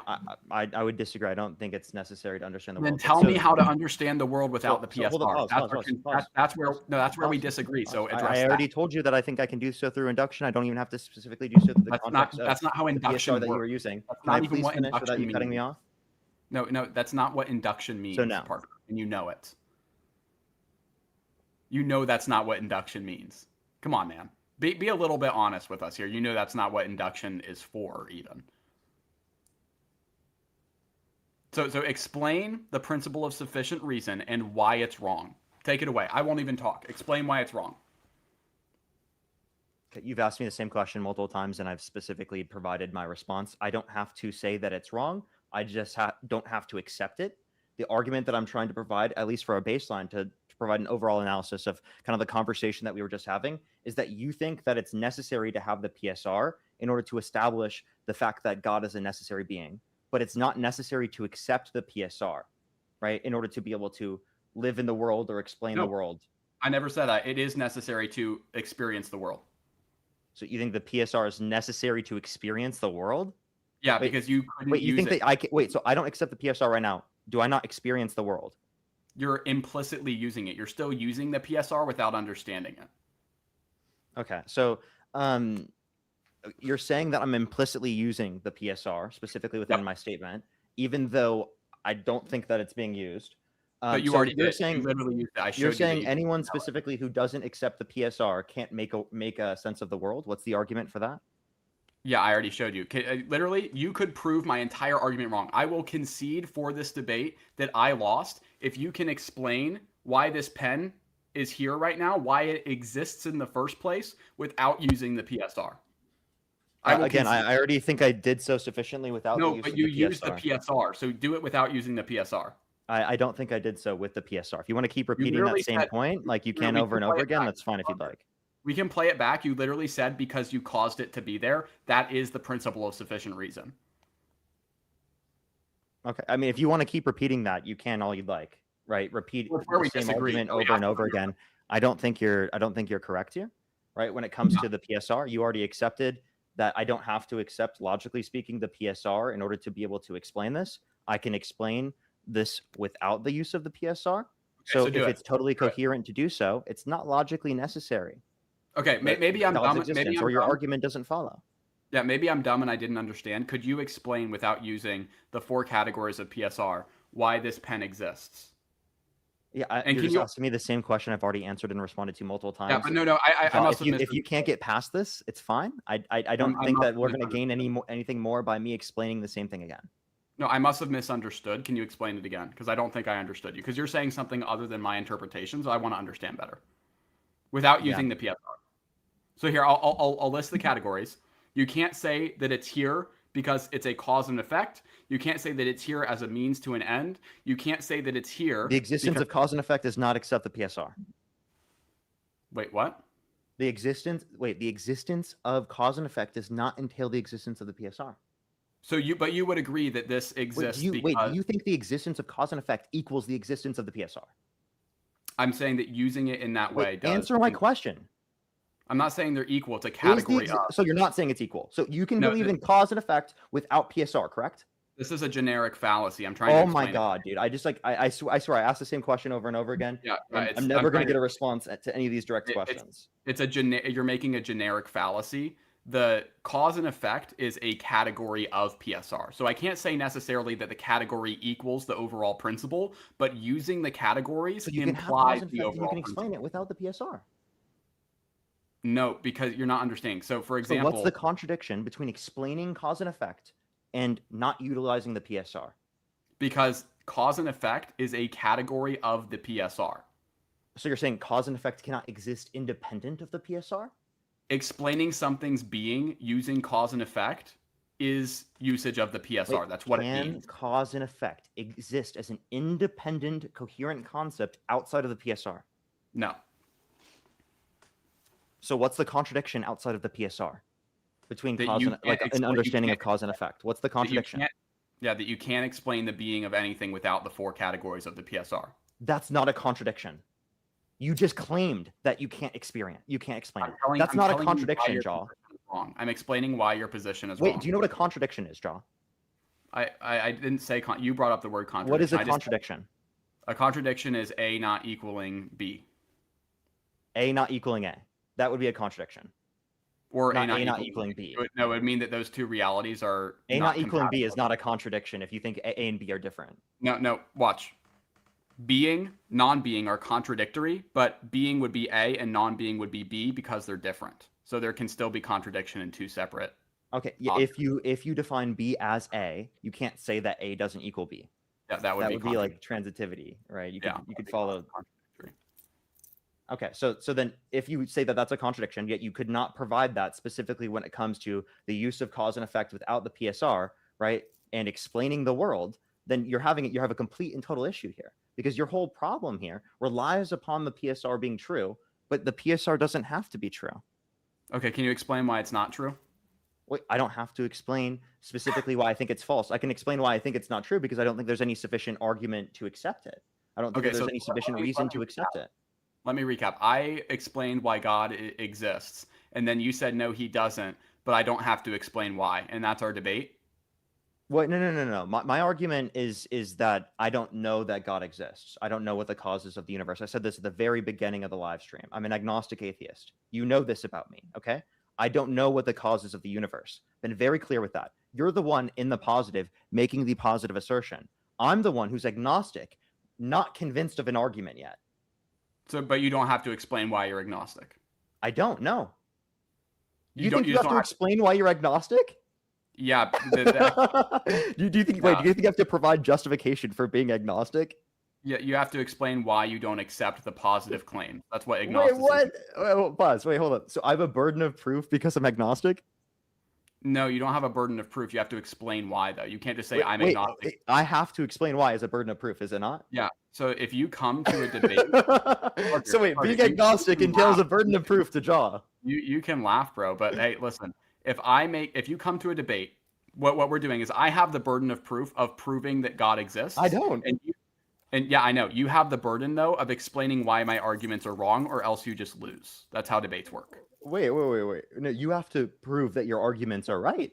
It's not that I have to. I've done that. By the way, unless I'm making the positive assertion that it's absolutely false amongst every understanding, then I don't have to make that assertion. I can just claim that I don't have sufficient reason to accept yours. If you're in a debate, you have the burden of proof of negating the claims that I make. That's how you win the debate. Can I ask you a question? Well, no, you haven't answered any of mine. I'm agnostic on the existence of unicorns. Are you agnostic on the existence of unicorns? Not really. I could say I'm pretty sure they don't exist. Okay, wait. So just to be clear, your evidence would just be the non-evidence of I guess you could say I'm agnostic to a 99.9% sure. Okay, so you're agnostic on the Yeah. okay. So do you And I have a can burden of explain proof why. for so do you have a burden of proof for explaining why you don't accept that unicorns don't exist, So here, or why say unicorns exist? Sorry, so pretend that you say unicorns exist. Pretend that you are making a positive claim. Say unicorns that for me. exist. Yeah, I don't find that convincible because you haven't provided an argument as to why they do. That's Make an exactly argument. what I just said, Jaw. No, I said but you I haven't already provided the provided. argument for the PSR nor for your argument for God. That's what I said. No, I That's did. all I I would have did. to say as an agnostic. I have no burden of No, but I proof did. to I did provide explain an why I argument. take a position other than I have I not did. been convinced of a position yet. I did He provide just an used the argument. very explanation that he said No, I I couldn't did. use. I know I did provide an argument though. No, you didn't provide an argument that I had to accept, and Yeah, that no, I didn't accept. I don't accept this argument. Hold on. I No, disputed the I'll premises. give you my argument right now. You cannot properly discern or understand the world without the PSR. That's my argument. Okay, what's the contradiction with understanding the world and not accepting the PSR? That you cannot explain anything's reason for being. So what's the contradiction? That you can't explain anything's reason for That's being. just a claim, not a contradiction. Understanding reason for being is necessary to Jaw, understanding. you just reasserting a claim is not a contradiction. I hope you know No, that. you cut me off before I could even answer. No, look, I've let you speak plenty. but you can't. You asked me a question. You won't let me explain my. No, answer. go ahead. I thought you were. I thought I was clarifying. The contradiction is that you cannot properly understand the world without the PSR. So saying that you can understand the world and rejecting PSR is a direct logical contradiction. No, you're just making the claim that I cannot properly understand the world without the PSR. I said, Yeah. what's the contradiction? And then you just reassert the claim. I cannot properly understand the world without the PSR. my evidence for that would be that nobody. No, what's the can, contradiction? I'm showing you. Nobody can and nobody ever will explain the reason for being of anything without using the 4 categories of PSR. That's just again a random assertion that you're pre-assuming. And you can prove it wrong by saying that. No, wait. You can't just say you can't say my pre-assumed claim that you have to prove that wrong in the same way that if I pre-assume unicorns exist, you wouldn't have to, as someone who's agnostic, be like, okay, give the reason why you don't accept that unicorns exist, other than like you haven't heard an argument or you don't have good enough reason or evidence. Let me explain the where we're not connecting here. So the claim unicorns exist would be equivalent to me saying the PSR is true. Would you agree with that? If that's the comparison, yes. Yeah, that's the comparison. But then if you say you can't understand reality without unicorns and you claim to understand reality, therefore there's a contradiction and therefore unicorns exist, then you would have to show why that contradiction isn't true. That would be the argument for why unicorns exist. I'm saying you claim to understand reality. You can't understand reality without the PSR, but you claim to understand it and deny the PSR. Therefore, there's a contradiction. That is my argument. You have to now explain why you can still accept the PSR and understand reality at the same time. Watch this. I specifically, I believe the only way you can understand the world is if you believe in unicorns. Okay? So if you don't believe in unicorns, you can't understand the world. What's the contradiction between not believing in unicorns and being able to then make sense of things? Right? Again, just the idea that you need to believe in unicorns in order to make sense of the world. Yeah. So let me show you. I understand the world sufficiently. I can explain the difference between being and non-being. I can explain why things are. I can explain where things came from. I can explain how substance is different from. I don't think you can explain these things. You just claiming you can explain these things. I don't think it's basis for it. I will if you need me to. I can understand all those things, and I don't accept that unicorns exist. Therefore, I have disproven your claim. And I can demonstrate. Like you just said, I can explain all these things without specifically relying upon the PSR. I think I properly did explain it. I just don't think you accepted my explanation because you're presuming the only answer to the explanation is your understanding or traditional conception of God. You're literally, your only answer to this argument that you're willing to accept is the classical definition of God being the very basis for why you accept these things. That's the only reason. Okay? Parker. And that's why this is going to hit an impasse between us, because you're not going to accept any explanation for the world outside of that. So Parker, imagine if I said that, or imagine if you said that you can't understand the world without unicorns, like you said earlier. That would be your argument for it. Now, imagine if I said, well, no, I can understand the world because unicorns exist. That would be ridiculous. And that's what you've done. You used the PSR to explain how you can understand the world. You literally used it. Everyone saw we have the clip We saw you say that cause and effect explain the reason for being for my effect. And that is the PSR. That's one of the categories of the PSR, which is ridiculous. You literally said, I can understand the world without the PSR, and then use the PSR to prove that. It's absurd. That's not what I did. You can keep repeating. You've now repeated that a few times during the debate. Do you think that we're moving anything productive here, or do you think that we're kind of just hitting an impasse? I think we did a lot of productive stuff, that you can't deny the existence of God without denying the first principles. He's just going to keep asserting that, like, these claims that he's made throughout the debate that he has yet to prove. Yeah, I mean, so just to be clear, you are definitively rejecting the principle of sufficient reason in front of your audience. I have no reason to accept it or think that it's necessary to accept in order to explain the world. You have said it's logically necessary to have it in order to explain the world, but failed to provide the contradiction between explaining the world and not utilizing the PSR. So, Okay. I mean, you've clearly provided no sufficient argument in order to be able to establish your perspective. We can either continue talking about this. I could ask you questions about your worldview, like maybe your understandings of like heaven, hell. We could go into like the POE if you'd like, or any of those things if you'd like. I would like to move on as well. I think we're definitely wasting time here. But just as a conclusion, just to be fair to everyone, I'm going to ask you to do this one more time for us, just so that we can literally just conclude. No, I'm not going to do it. I'm not going to do it again. We're not going to go through the same argument again because we just went through it multiple times, bro. Parker, you won't answer the question. No, we'll literally move on. I'm not going to go through the same thing. I just want you to answer the question. We hit an impasse on, and that it's not productive. Parker, I just want to move on, but I want you to just answer one question, okay? Hey, Jaw, we've already admitted that this is not a productive debate. If you'd like to move on to the POE, if you'd like to talk about like maybe your conceptions of heaven and hell, things like that, we can. I don't think that this is a productive conversation when you keep asking the same question over and over again, and then just asserting these claims, asserting that there's a contradiction, and then not providing the contradiction. So you're not going to answer the crux of the argument, just to be clear. Noah, I've already given you the argument. But I don't understand your argument. So I understand. You might not be able to ever understand, Jaw. I understand that. You're not going to try. That you might have some issues with tracking. Welcome to varsity. That's all I got to say. So you're not going to explain it at all further during the debate? You're just going to make an assertion and not explain it? Dude, I've already explained it multiple times. I thought we were moving on. I just want you to explain it one more time so that the audience can understand. I'm good. I've already explained it multiple times. I don't feel the need to go over it again.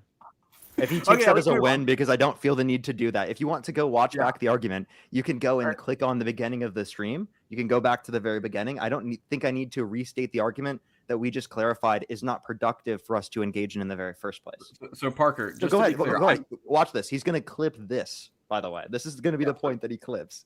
Is me saying, look back at the beginning of the video for the argument that I provided, and I'm not going to restate the argument for the fourth time. Parker. Okay. So just to be clear, I'm holding a golden trophy. He got me, chat. He got me. Wow, he's asking me to restate the same argument multiple times. He really got me. No, I'm just making a clarification. Parker, I'm holding a golden trophy that has the victory to this debate. I've already told you multiple times. How many more times do you want to do this? You're not even letting me talk. Because you're just going to re-ask the same question. No, I'm not asking the question. Okay. Yeah, so I'm. Is it going to be framed in a different way, but the same thing? No, I'm not asking the question. Okay, all right. I have a golden trophy that says Parker won the debate on it. All he has to do is answer this question. You don't want to do it. Again, you specifically are not accepting my answer. I already know what the type of conversation is going. I know how you're going to respond, given I've already said it the way that I was, because we've already had that aspect of the debate. So you won't answer. You're not going to think it's a sufficient reason, right? Even though I think it sufficiently explains the world, and I think I can explain the world without there being this. And even so, we just need to provide the idea that it's possible. It's not that the idea, you have to argue that it's contradictory. You have yet to provide the contradiction. So the idea that you can is derivative or is going to be downstream of the idea that there's no contradiction that's been provided. So just to be clear, conceptually the case. I'm telling you that if you complete one task, you win the entire debate, and you don't want to do it. How about this? You will win. I'll give you a trophy that says Jaw won the debate. If right now, you could show Jesus to us right now. Just show us Jesus right now. Show him on the screen. Put him right in my heart. Have a subjective experience with Jesus right now. I will believe. Promise you, you'll have it right now. The thing is that will never be able to happen. So if you're going to specifically you provide can't. You me a just admitted question, that you're it'll. presupposed is never going to have an answer from an atheist Wait. perspective, regardless of the way that I answer it, then that's So you simply just not going to admitted. be reflective of any meaningful way I could respond to it or productively engage in the conversation. Wait. So you just admitted that it would never be able to happen through your analogy. It would never be able to happen that you answered the question I'm asking. No, to your liking is what I'm saying. No, I'm not Like, saying to my because liking. you're I would. I pre-assuming told the you. I only would move on. explanation is the classical understanding of God. Dude, I told you. I told you that I would move on after you answer the question. I just want you to do it for Yeah, the which audience. you know that you're not going to accept as an No, answer. but for the audience, just so that they can understand your argument, You because I can don't they think can they go do. back and click if they want to see the answer that I You, provided, they can scroll back to the beginning of the debate, Jaw. so If you want to you're just not spend the gonna. rest of our debate doing this, like I'm just gonna honestly, like I'm just gonna say that this is a waste of time. So you're not gonna answer. I've already answered. No, you haven't. I assure you, you have not in a good way that you would be proud of looking back on this debate. I'm giving you an opportunity to win. You don't want to take it. If I'm not proud of it, then I will not be proud of it. Okay. That Well, simply is the case. I don't really have a big issue with that. I don't think that's gonna really like keep me awake at night. yeah. Well, I think it might actually. You think so? Yeah. No, I think Like, denying. did you actually logical, think that, or are you just saying that for like the debate stuff? I think denying the Do you think I'm foundation. actually like at nighttime gonna be awake? Like, oh my god, I wish I would have responded differently against. Well, how do you even know that you're going to go to sleep at nighttime? How do you know that? Because you denied the principle of sufficient reason. How do you know? How do you know? You don't have sufficient reason. How do you know that? How do you know you're going to time it? Again, I can't explain that I'm going to go to sleep at night under the atheist worldview. Yeah, Okay, so that's such a good argument, Ja. No, whoa, hold on. Let me clarify. This is not the atheist. Again, wait, Ja. worldview. If you can Whoa, show me Jesus, I will believe. No, you are not You'll representing have this trophy that we win. well like, if at I can all. have an experience right now, can you just pray for me? You're not representing any atheists. I want to make that very clear. This is not the atheist worldview. Atheists accept the principle of sufficient reason. There is no atheist worldview. There's not one atheist worldview. Like, I was Atheistic obviously worldview. being like ridiculous. I was making a joke. 99% of atheists accept the principle of sufficient reason. Like 99.999. You might be the only one that's ever explicitly rejected the principle of sufficient reason. I just want you to be aware of that. That's definitely not the case. I know multiple atheists that don't accept the PSR. I've been having these debates for a long time. Like I've talked to plenty of. Would you ever like to talk to someone named Danny Philtalk? I have no idea who that is. Well, I'd love for you to talk to him. Would you say that you'd be willing to debate him? He would provide you. You're telling me to debate someone else in the middle of our debate? Parker, come on. Wait, sir, don't act like this isn't reasonable. I'm saying at a different time. Not right now. This is the same thing Dean did. This is the same thing Dean did. Wait, don't act like I'm bringing someone up on the debate right now. I'm not. I'm just saying, like, if you want to debate someone on this later on, you can talk to this person. What? Like, this isn't me bringing someone up on the debate. Like, how dishonest of you to try to like literally act like you won because I'm trying to bring someone up when I'm not. I'm just saying, like, if you want to talk to someone about this who is an atheist, you can talk to Danny about this later on. You're supposed to be the atheist I'm talking to. Yeah, right now. I'm saying if you want to talk to someone else about this later on, what's wrong about that? I have no idea who Danny is. He could be a serial killer. I'm not going to agree to a debate. Oh, how fucking dishonest, dude! Like, wait, What? do you really want me to continue in this conversation if you're gonna act like this? I mean, I would like you to have a conversation Like, at all. come on, And like, answer my you're acting like such a child. Like, I'm just giving you like an example of someone you could talk to who's an atheist who has an understanding that's compatible with the one that I just mentioned outside of the context of me, because you just claimed I'm the only atheist, or that you're the only atheist you ever heard that has not accepted the PSR. Wait, so does Danny deny the principle of sufficient reason? Again, it's not a deny, it's not an accept, right? He would run an argument that he doesn't accept the PSR, yes. Danny does not accept the principle of sufficient reason. An argument, he will run that, yes. Wow, that's how do you know that off the top of your head? Because I've talked to Danny and I know Danny. You talked to Danny about the principle of sufficient reason enough? Yeah, like, do you know who Moshe is? I don't know who any of these people are. He's a Muslim who used to do these debates. I used to do Prove to Me God Exists lives, and I debated him like years back. These conversations I had with him, especially about like the PSR and things like that, are conversations I had years ago, where specifically I had this direct dialogue with him, and we had some of these similar arguments because he runs a contingency argument. So I've dealt with these similar arguments before. Yeah, I don't know who these people are. We can move on, but that's fine. Again, it's going to be hard to have any conversation if you deny the principle of sufficient reason. I just want to make that clear. It's that I don't accept it. That's different than saying that you think it's false. That's just saying that you don't accept it. You don't. You understand the difference between not accepting something to be true and believing it to be false? So, but you don't believe it's false. Is that what you're saying? I'm agnostic on it. You're agnostic on the principle of sufficient reason. Yes. So then you're not even making a claim that my argument is wrong. You're just saying I don't even know if it's right. I'm making an argument that I have no reason to accept it. And so I've given you reasons, and you're just saying that you don't have to explain why those reasons are wrong. What? I've already what? Say that one time. I've given you reasons as to why the principle of sufficient is reason is true, and you haven't responded to No, no, that. no. You I don't responded to that. You just didn't accept the response. Like have, I gave what you a was very your sufficient response to What was that. your You response? didn't I provide don't me the recall any contradiction response. between not accepting the PSR and being able to understand the world. So I don't remember any response that you gave as to why the principle of What was sufficient. the contradiction? I just said it. What was the contradiction between not accepting the PSR and understanding the world? I've already given you that multiple times that you You cannot. didn't provide the I'm giving contradiction. You I'm giving it explicitly again. said there wasn't a contradiction. No, I said that there's a contradiction between saying that you understand reality and saying that the principle of sufficient reason is false. I'll give it to you right now. Wait. We didn't claim. Wait, so hold up. So you're saying if you don't accept the PSR, simply that you can't make under a sense of the world, and you said there's a contradiction between not accepting the PSR, right, and understanding the world. What is the P and not P? Be very Yeah. clear. It would be A plus B equals C, and then saying that C does not equal A plus B would be the contradiction. So you're saying A that that you That's not what I'm understand. claiming by not What? accepting the PSR. I didn't say that. Okay. Okay, so C is that you understand the world. Okay. And then B and A would be claiming that you accept the PSR. Or actually, here, let me say this real quick. I messed it up. A would be understanding the world. B would be saying that you deny the principle of sufficient reason, or that you accept the principle of sufficient reason. And then C would be saying that you can still understand it through denial. Those are contradictions because the principle of sufficient reason is necessary to understanding the world. So You're you just could also say, repeating the claim. You see how he just keeps repeating the claim instead of I providing mean, the you asked, contradiction? In order to you say asked that what it's the contradiction was. necessary to understand the world, you have to give me the contradiction between understanding the world and not accepting the PSR.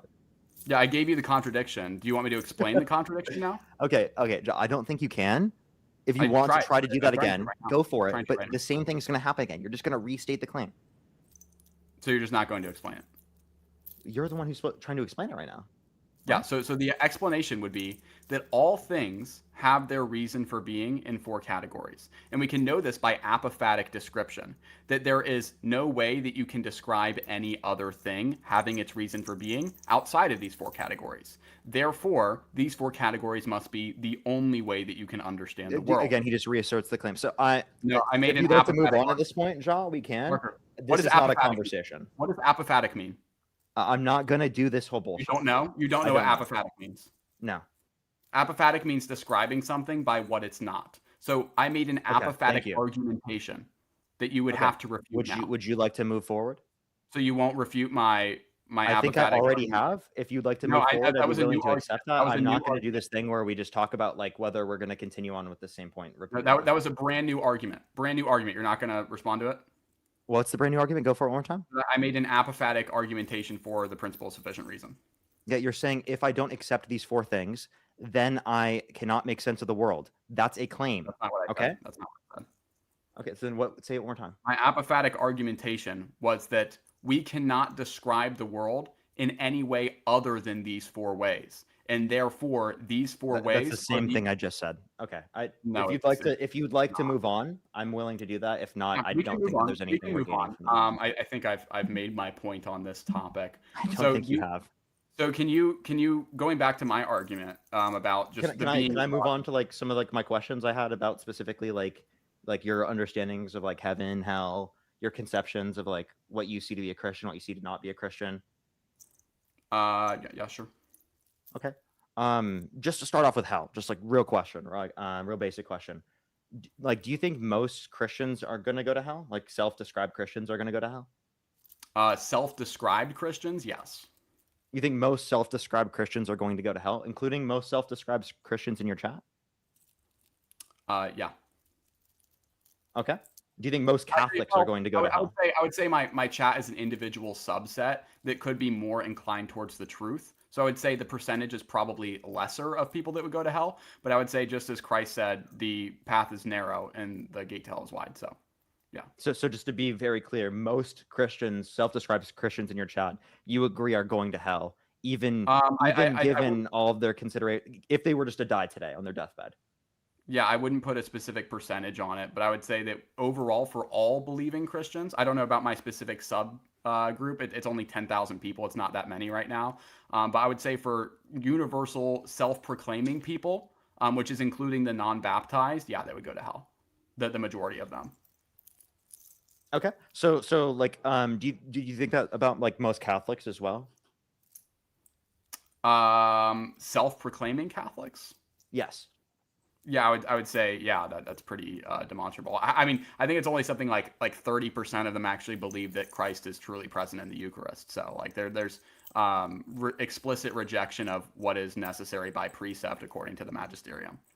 So you do think like 70% of Catholics are not going to No, heaven because based upon those you can arguments, or? no, because you can implicitly fulfill what is necessary by precept through ignorance. So, for example, I could say that everything in the Bible is necessary to believe, but you can implicitly fulfill certain beliefs in the Bible through your ignorance. So, for example, I don't know every single word that Paul wrote, but I can implicitly fulfill it by saying, I affirm all of Paul's writings. And since even though I don't have a perfect understanding of all of Paul's intentions, I can still implicitly fulfill the teachings that I don't know by affirming the thing holistically. So Catholics can affirm the authority of the church holistically, but through their ignorance of not necessarily understanding that the Eucharist is God incarnate, they could still have some sort of misconception and still be saved despite their ignorance. Okay. So just to like go through these arguments. Wait, what? Can I have like a few minutes? I'm getting a personal call. I can tell you later what it is. I can't really say anything else though. No, no, I Give me a trust you, second. man. You're good. Let me Um, make sure to mute myself.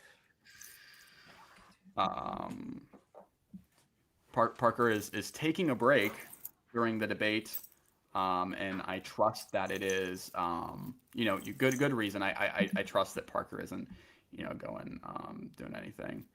We can answer super chats while we do this because I don't want to talk about the debate while he's gone. I think that would be unfair to Parker. So I'll just answer super chats as many as I can. Parker's not nearly read up on metaphysics the way, yeah, prophetic even. How can I defend the Eucharist better? John 6 is a really, really good topic. And you can also go to 1 Corinthians 11. I recommend that you read all of those true. John 6 affirms that it is indeed the true body and blood of Christ. I have a video on this that will help you. But also look into Eucharistic miracles. Those will help too. Why did you get such a good camera? I've actually had this camera. If you watch all of my videos, it's in the back there. But are you back?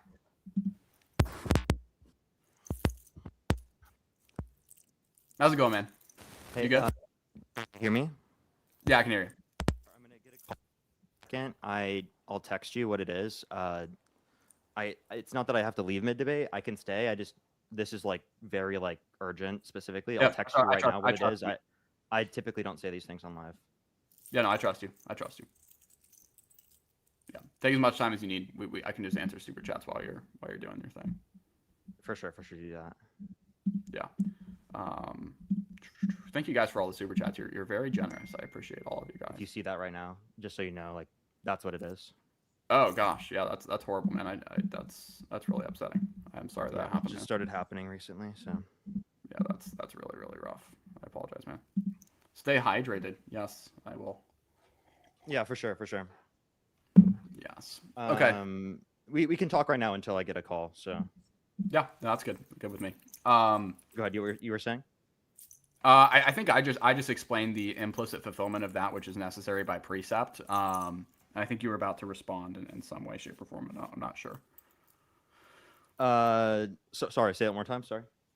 I was just explaining how things can be implicitly fulfilled, things that are necessary by precept. Now, I'd say things that are necessary by means per accident and means per se are a different case, but things that are necessary by precept can be implicitly fulfilled. Okay. I'm actually happy that we got to this part of the debate. Yeah. At this point. So you think that most Catholics, based upon those understandings, are going to go to hell based upon their own understandings right now? Well, like, just to be curious, like, and this is, again, I'm not trying to trap you or anything. I'm just genuinely curious. What specific conditions do you think need to be met for someone to be saved from your worldview? Yeah, so we would draw a distinction, and this varies amongst Christian groups, but Catholics, we have this distinction. Our justification is a little bit more nuanced than most sects. We draw a distinction between condign and congruent merit. So an analogy that might help is that like if you have like a pot of water, the warming of the water through the efficacious work of the fire would be causing some operative grace, operative merit inside of you. And then there is an effect that comes off of that, which would be the congruent merit. And that would be your cooperation with God that is received through cooperative grace. So all of it is due to the grace of God alone. However, there is still cooperation that is needed in order to receive the grace in its fullness sense. So you would need to have what's called a habitual disposition or habitual virtue ordering towards the goodness of God. And then you also need to do certain things like receiving baptism, receiving the Eucharist, going to Mass every Sunday, avoiding mortal sin in general, all of those things. Okay, and like if you were to like, again, not trying to like specifically get you anything here, if you were to like guess a percentage of Christians that you think, or self-described Christians that you think meet this threshold, what percent do you think would meet that threshold approximately? I don't think I'm morally allowed to speculate on a specific percentage. Okay, that's fine. Would you say that it's so again, like we said with most, I guess the questions I have for you is like, does that give you like a lot of like pain to think about, like that many people are going to be in a bad state of existence for that long? To you, like, does that give Yeah, you like a lot of pain to think about? yeah, I don't want that for them. That's certainly true. Okay, like is it something that like for example, like family members? Do you have like any family members, distant family members that don't meet these thresholds? Yep, actively trying to convince them though. If they did die and they didn't meet these thresholds, would you say that that's less desirable? I wouldn't pronounce their salvation if that's what you're trying to imply. I wouldn't make that decision for myself. Would you like wish that they were saved, like even considering those facts that occurred? I would trust God's divine plan and God's divine justice because I know that on account of His authority, He has a better plan of justice than I ever could. Okay, so like you wouldn't wish for it?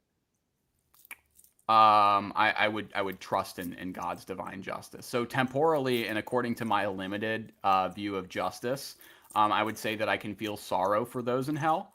But I would ultimately trust Okay, God on I am account of His. getting the call back right now. Give me one sec. I apologize. Yeah, you're good. I'll answer more super chats.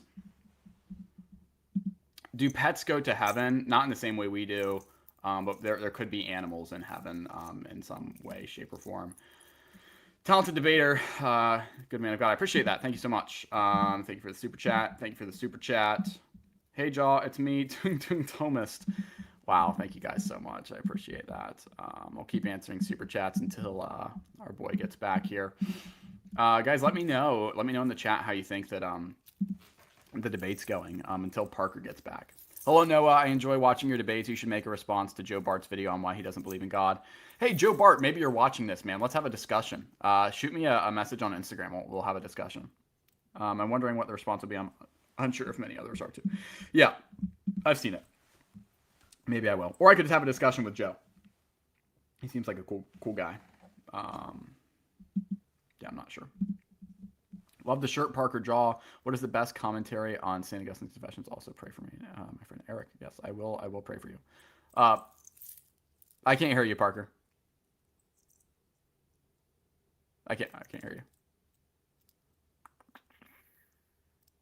Sorry, I'm dealing with stuff. Yeah, you're good, man. You're good. It's really shitty time for everything to happen. Yeah. Yeah. If I get another callback, I might have to like fully leave. Again, this is not something I planned and Yeah, no, you're good. something I would want. Like I really wanted to continue. I actually had plans specifically for like what I was going to go into after this that I can't even get to. I wanted to get to like the PoE and stuff. I don't know if we'll be able to. Yeah, you can keep questioning me about hell though. But for now, this person says that they love your shirt, so you can take that and put a little smile on your face. Well, thank you. This is really cool. I just got it from like Uniqlo or something. It's really, really sick. I'm a big Pokemon fan, so I've got like the Pokeball in the background. Yeah, so good stuff. All right, you can question me about hell for the remainder of the time, I guess. Yeah, I guess I'll ask you a few more questions, and then I might just say that we might need to rain check the rest of this debate, like for like the POE and stuff like that for later because of the message I sent you. Because I'm gonna get like a call back and I have to like do more specific stuff with them after, and I can text you about that if you need anything to specify. So I'll just ask you questions, kind of more about like your specific view, and then I do have to get going. Oh, so Um, you definitely have to go. yeah, I can explain it to you over text later. I don't No, want to. no, I trust, Again, these man. are these are things I don't want to publicly say. I think you could understand based upon the message I sent you why, but Yeah, no, I get uh, it, man. but yeah, okay.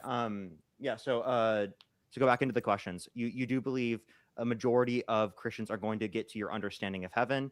You do believe that they're going to hell. That brings you a lot of sadness. You wouldn't necessarily wish that family members, if they don't meet that criteria, get to So heaven. let me explain. I can wish emotionally, and I can wish according to desiring good for others that they go to heaven. But ultimately, my desire for God's will to be carried out, including the plan of reprobation, um, trumps all of those desires. So I would say ultimately, when I reach a perfection of desire, I will be most in accordance with God's divine plan. Okay, okay. And so like you don't think you should necessarily view it that way in accordance with God, but that's the way you personally do so as a human?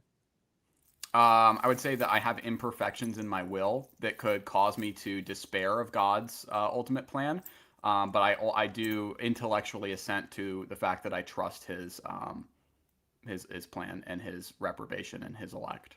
So you see those wishes you have to be imperfections or like the wrong way to feel? Yeah. So my specifically the desires that I'm talking about are those which are in opposition to God's will. So yeah, I would say that those are imperfect desires. Okay. Okay. I guess that's like an unintuitive thing. I maybe wouldn't have expected you to respond. So you do like not necessarily, you think ideally you wouldn't wish that those people made it to heaven, all things considered, Are you talking about prior to the fact or in hindsight? in hindsight. Yeah, so St. Thomas actually addresses this. I believe it wouldn't be in question 23. He kind of implicitly addresses it in question 23 of the Summa Theologica, where he talks about reprobation and predestination. But ultimately, the perfection of desire would be that which is in perfect accordance with God's will. So we would actually delight in the justice being shown. So you would delight in the idea that they're not going to make it to heaven?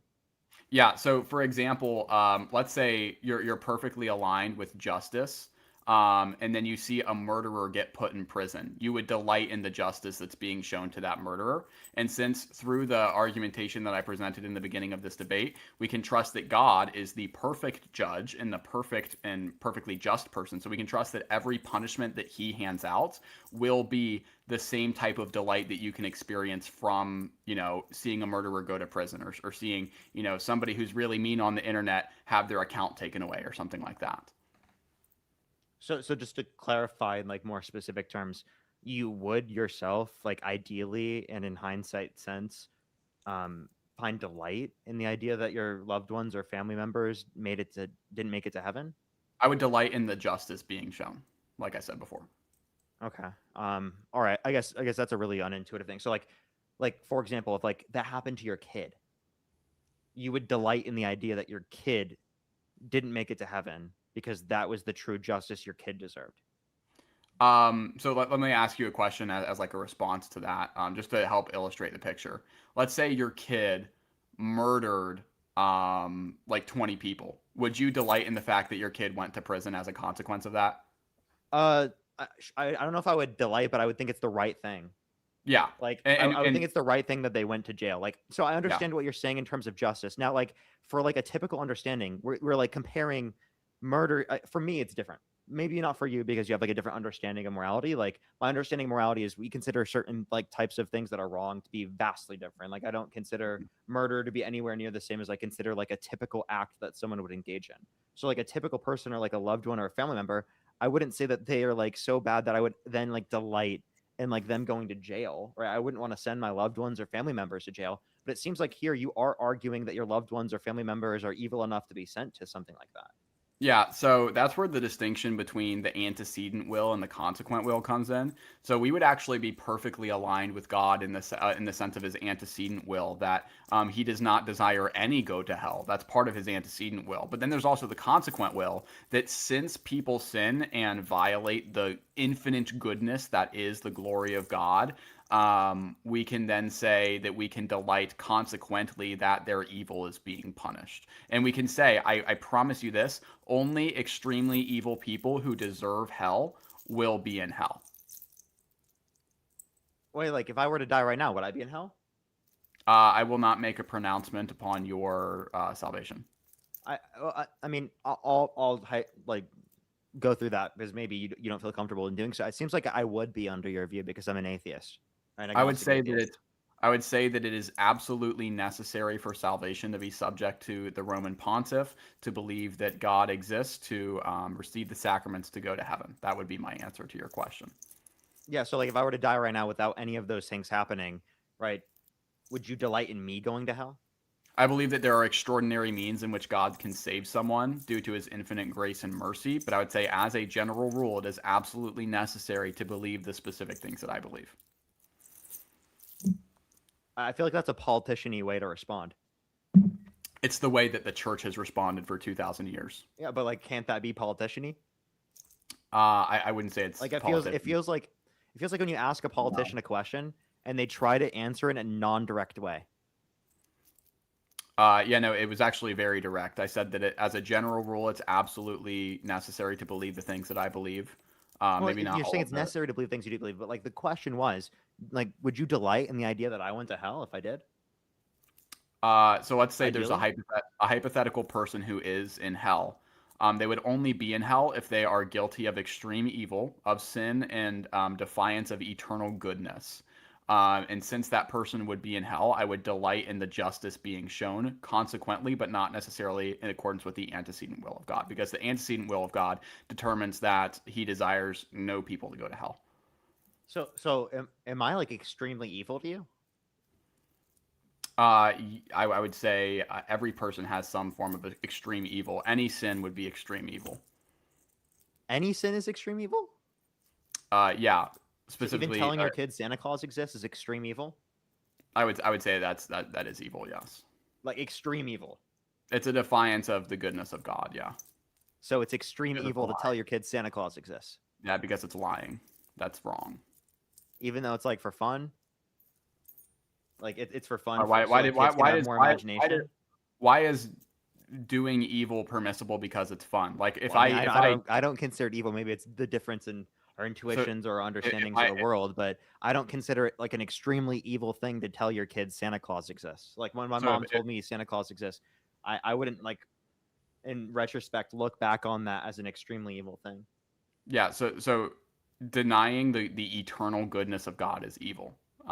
That's pretty straightforward. So like you mean not believing in it? No, even sin is defiance of that. But we make a distinction between venial and mortal sins. Are you aware of that distinction? I'm aware of the distinction. How do you cash that out? Yeah, so it's found in the Catechism and also in St. Thomas's writings that there's different gravity of different sins, and those that are of grave matter, um, and with full consent and will are gravely sinful or mortally sinful. And so we would say that those are more grave, more extreme sins. And probably telling your kid that, Santa Claus is real, it's still a lie. It's still a violation of the eternal goodness. So I'd say it's extremely evil, but it's not necessarily a grave evil. But also there's just original sin in general, which we would consider to be worthy of the punishments of hell. Okay. Um, do you think it's wrong to use contraception? Yep. You do, even though it would save human lives if we did use contraception. Like you would argue, like I would argue, How like would over the it, past few decades, how does we've seen abortion while it was legal decrease in the amount of abortions that it's occurred, given contraceptive respectfully, access Parker, expanding. respectfully, what does this have to do with the prompt, does God exist? Just in the most respectful way. Because even if the effects of God are false, that doesn't mean that he doesn't exist, Oh, right? let me be clear. The questions I'm providing right now are simply just questions about your worldview in the way that in which you specifically posit it. Okay, I'm not claiming because of these things that no understanding of God exists. That's not the claim that I'm making. I was Wait, simply just trying to or question your wait. understanding of your worldview and the way that you perceive things and the morals that you get from them. So are you agreeing with my argument that God exists? Oh, So no, then can you I think we had explain moved. why it doesn't exist? Because none of this is demonstrating that God doesn't exist. Okay, if you don't want me to ask any questions about your morals, that's I fine. just let you ask questions for 30 minutes, actually. Not about my morals. Not about your morals. That Um, that's you just asked a lot of questions and I answered all of them pretty can I tell willingly you? and Can I tell directly. you why I was? Because I'm getting the call now. Can I tell you specifically why I was before I leave? Yeah, sure, you can explain why, but you're not going to provide an example as to why you believe God doesn't exist. Because I Is that not only have something? a few minutes before I have to go. Yeah, I mean Because I was that's gonna get the call. Did I? yeah. No, I'm not saying that you're not getting a call. I'm just saying you had an hour and a half to provide some answer. I did. Are we gonna go back into the? I'm literally gonna. Are we literally gonna go back into the whole thing that like I just didn't provide an answer to the original like argument? So I provided a argument from the principle of efficient causality from that understanding. It was an argument from St. Thomas's second way from the Summa Theologica. I mean, I don't think you provided any refutation of that argument. Okay. Again, I said that you would have to provide an argument to accept it, not that I rejected it. Okay. But you would have in a debate you have some burden still. You don't have no burden. You have a burden to refute the claims that I'm presenting. I don't think that I have a burden to refute if I'm agnostic. Right? If I'm agnostic, I wait, hold on, let But me you just be took a clear. position. I took an agnostic position. You have the burden of proving people that it's still logical to say I don't know, and you haven't done that. You have the burden of proving it was illogical. That's when you claim something I is did. illogical, you have to prove that it's illogical. You didn't do Yeah, so. I did. I did. I showed Okay. using Well, John, I have to respond to this because it's Okay. like pretty urgent. Yeah, you're Would good. you like to? We can text about establishing something maybe on like the POE later on, Yeah, you can text me. and whatnot. We can text about that. I do apologize for this happening kind of like midway. This was like not You're expected. We good. did get through like nearly like an hour and 35 minutes though. Yeah, So, yeah, we did good. all right. Well, it was good talking to you. Good luck with your debate with Dean. Yeah. And let me know when you're going to talk to Cool Guy. We actually already talked. We've been in conversation for a really long time. We actually agree on the stuff that was brought So up. there's no arguments on Thomism. Not really. We agree pretty Is universally he a on it. Thomist? I actually don't know his specific worldviews, but he knows a lot about Thomism. We agree on our interpretations of Thomism. Okay. Alrighty. Okay. Well, I guess I can ask you about the specifics later on. Have a good rest of your night. You too, man. See Yeah. you later. Yeah. God bless you. All right. I'm gonna get off everyone right now. Thank you, everyone. I love y'all. All right. Well, I'll answer super chats for the rest of the time since that got cut a little bit short. First of all, thank you guys so much for all the super chats. You guys are very kind. I'll answer your questions as best as I can. Just keep in mind, I just did an hour and a half debate, so I might be a little bit tired, but I'll do my best here. Thank you guys so much for all the super chats, by the way. Wow. Okay. Hey, Noah. Sounds like you watched O'Connor, Trent Horn, and prep for this debate, W. Trent Horn. So I have seen the debate. It's a great debate. But this argument, you can just find it in the Summa Theologica. It's St. Thomas's second way of proving God. That's where I originally got it from. It's pretty universal knowledge at this point. In 2025, I used to love Parkin, was a huge fan and hooked on his debates. Now I'm doing research and have a moral basis. I'm cheering on Jesusandwhatnot. Oh, awesome. Thank you. Parker, you're an incredible debater, but having a foundation for morality, it's important. Yes, I agree. Thank you so much for the huge super chat, by the way. That was very, very generous of you. I appreciate all the questions and comments coming in. I'm going to do my best to answer. Weird outfit to wear in a bathtub. Just kidding. Good. Yeah, thank you. It's a suit. Fun fact, I'm actually wearing just like gym shorts underneath this. I actually do that for all my debates. I just have gym shorts on. Thank you, Noah, for explaining things so well. You helped me back into the faith years after a cradle Catholic. Awesome. Praise the Lord. Thank you for your kind words. Let's convert Parker. Hey, guys, who knows? Maybe he'll realize that he literally, denied some serious foundation of logic, and maybe he'll do that. Let him know. But yeah, that's a really good. I brought that up in my debate with Nate FM. Miracles are hard though because they can always kind of just say, "I'm not convinced," and then they just move on. St. Thomas Aquinas, pray for us. St. Dominic, pray for us. Blessed Mary, Virgin Mother of God, pray for us. I agree. Noah, this stream is looking quality. Yes, it is. Appreciate it, man. John, he doesn't have to accept PSR proof. I mean, it's crazy. I cannot believe that happened in that debate. I don't want to talk bad about Parker behind his back, but the fact that he literally denied the principle of sufficient reason, and then I was like, hey, can you explain how this is here without the principle of sufficient reason? It was ludicrous. It doesn't matter if the contradiction is explained, Parker. It's illogical. Also, what are you reading off of your? I don't want to accuse him of something that he didn't necessarily do, but I would say he was technically, it looked like he was. I won't even I won't speculate. I trust you, Parker. I trust that you were debating in good faith. Parker seems a little out of his depth here, respectfully. I would agree. Parker's right. PSR isn't classical logic. He can deny it. Joel, just ask him why he negates the PSR. Yeah, that's what I was doing the entire time. Again, I never said it was of classical logic, like specifically. I said it was an extrapolation by St. Thomas of classical logic. And then I asked him, why do you negate the PSR? And he just couldn't, present an argument.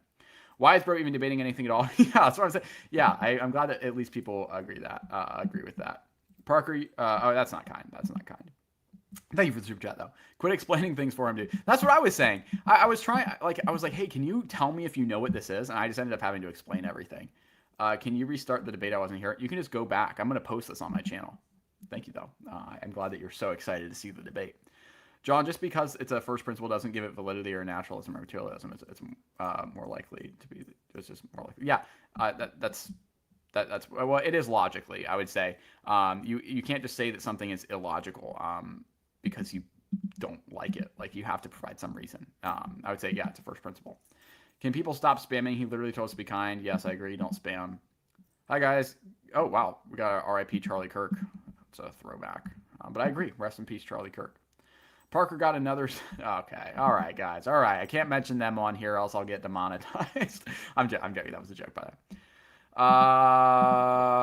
way. Okay, come on, guys. No slander. We don't know for sure if he was using ChatGPT. Oh my, this is bad for Parker. Pray that he comes to the fullest truth. Yes, I will be praying for Parker. Please pray for Parker, guys.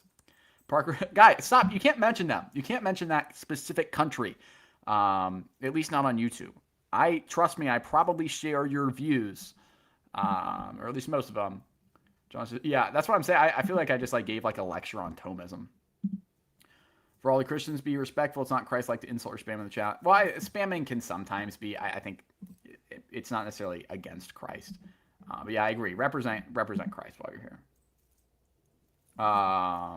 Thank you so much for the super chats. Thank you so much for the super chats. You guys are the best. Hey, no, I just wanted to tell you that your content helped me come closer to God through Catholicism. Pray for this guy. Praise the Lord. That's awesome. This is such slop. Peter Van Inwagen used the modal collapse to refute this, saying BCCF exists, therefore it would be necessary truths because this would have sufficient reason to lock in jaw. Yo, bro. What do you mean lock in jaw? I was locked in. I said nothing untrue the entire debate. At least I don't think. I'll have to watch it back. But I don't think I said anything untrue. How do I do debate even though I'm Orthodox and you're Catholic? You're really good at debating.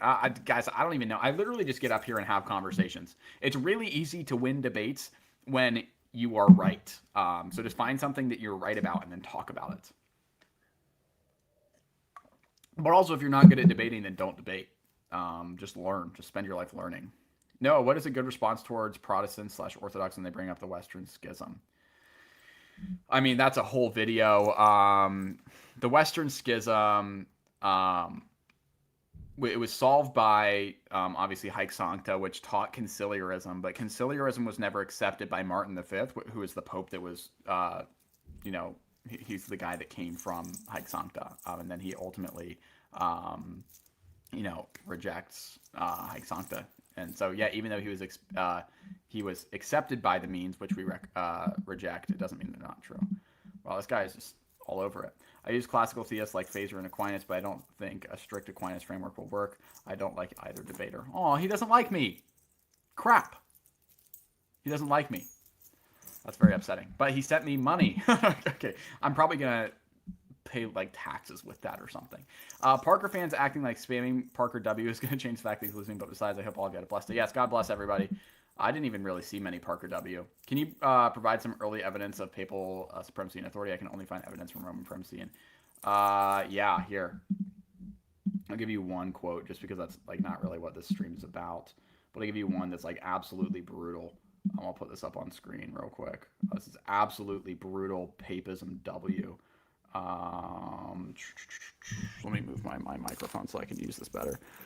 Okay, this is Irenaeus against heresies. Read this. This is absolutely unbelievable. Um, Get this. By indicating the tradition derived from the apostles of the very great, very ancient, and universally known church founded and organized at Rome by the two most glorious apostles, Peter and Paul. Also, by pointing out the faith preached to men, which comes down to our time by means of succession of the bishops. For it's a matter of necessity that every church, so every church in the world, should agree with this church, the church in Rome, on account of its preeminent authority. So, very, very clear teaching of papal supremacy there. That's just one. But maybe in another conversation, I'll talk more about that. Parker just John, but feminine. Hey, whoa! That is not true. We have a lot of differences. I'm literally becoming Christian in real time. Or that's the whole point of this debate. That was the whole point of me doing this debate, is to convince people that Christ is Lord. So I'm glad it's working. Bro Gish galloping. Yeah, I agree. He really was doing that. His shirt is tough. Parker losing to a pen. Yeah, guys, I love my analogies. I love bringing just random. The Communist Manifesto is a staple right now, but I also really, really like using pens. I don't know why. They're just easy to grab. Jesus saves. We're all one under God. Parker, I love you, but Noah's cooking you. Bro, Noah's literally schooling part. I don't want to base who won the debate off of my super chats, because obviously people sending super chats are probably biased in some way. Like, when is recess? Oh my goodness. No cause and effect does not equal PSR. We understand that cause and effect is a category, but does not require PSR. Jaw locking. Again, I told him to describe reality without using PSR, and he couldn't do it. He used PSR by using. He said the reason for being of this is from another. That is literally what he said, and that is PSR. This is genuinely least entertaining. I agree. I was not entertained either. Sometimes I have fun in debates, but that wasn't as fun. Yeah, that pen exists because of a contingent thing. Exactly, bro. Directly refutes an infant. Yeah, I agree. PSR is so based. Turn it up.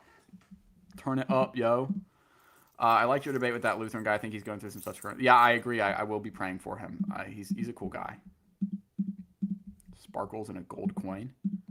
Flow state, guys. What does any of this mean? What are the jewels? I still don't know what the jewels are. The jewels make no sense to me. I don't know what any of this up.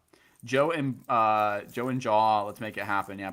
Okay, come on, guys. No need to throw like shade at Parker and conversations that have nothing to do with it. Yeah, Joe. If you're guys, everybody clip this and tag Joe. Joe, I want to debate you or just have a conversation. It doesn't even have to be a debate. I just want to talk to you about God, because you are a well thought out guy. You think things through. You have good reasons for believing what you believe. I just think you're a little bit misguided in your conclusions. So I would love to have even a private conversation. I would love to talk to you about it, man. You're a cool guy. Tung tung tung sahur. Purple. Thank you so much for the super chats, guys. I'm trying to get through all of them. I'm trying. There's so many. How can one explain being or something coming into being without using the premises of PSR? Parker, quit being dishonest. You understand these premises, so you don't understand the art. Yeah. I don't understand why he was trying to continue to deny the PSR. Please pray for me. I'm beginning an online pre-seminary program in September. I will pray for you. That's awesome. Thank you for the huge super chat here. Wow. Absolutely love what you're doing, Joel. It's amazing how since being a viewer, I've watched your channel and lead many others Christian. Pray for this guy. That's awesome. Thank you so much. Let's pray for Parker and the unbelieving that they have made their hearts soften and turn to Christ. I agree. Pray for him.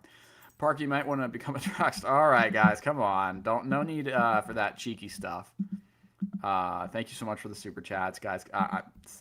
Okay, come on. See, his philosophy is that he's hurt by religion and existent restless. Instead of debating these poor lost souls, pray for us. Yes, I will be praying for him. I promise.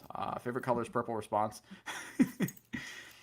Why won't you respond? Why wouldn't you respond, Parker? He said that his favorite color is purple. You have to respond to it. Parker went from complaining about Jock being condescending and telling him welcome to varsity.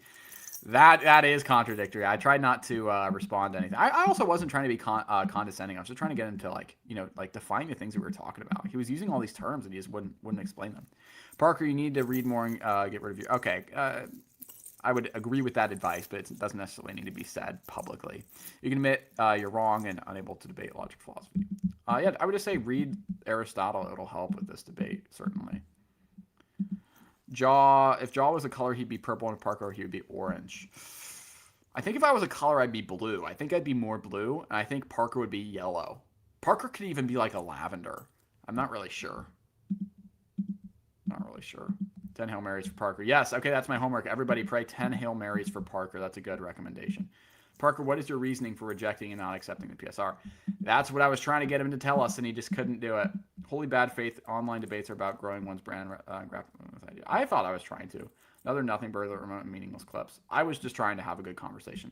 Notice that when he asked me questions, I felt like I gave very, very direct responses. I don't feel like I was, running from anything. I was genuinely trying to have a good faith discussion, I promise.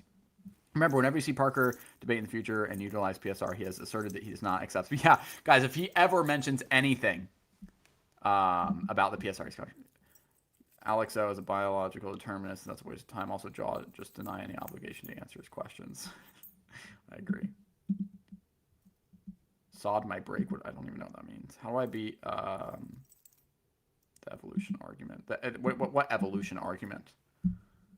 I mean, there's so many. It's not even really an argument. Just say that you believe that God is a prime creator and that he put souls on human beings. You guys don't jump to conclusions. Say he's lying. Not Christian of us at all. Yes, do not say that he's lying. We don't know if it's true.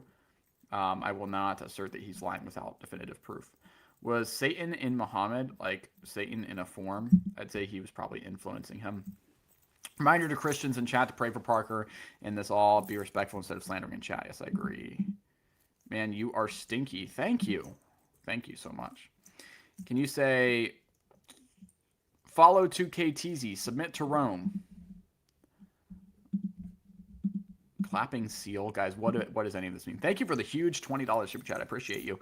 How can we as Catholics justify infant baptism more than just the covenant marker argument? I bet baptism, who recently tried to discern infant baptism. So the first thing is that all throughout the New Testament, it's described that infants are baptized. It says whole households are baptized.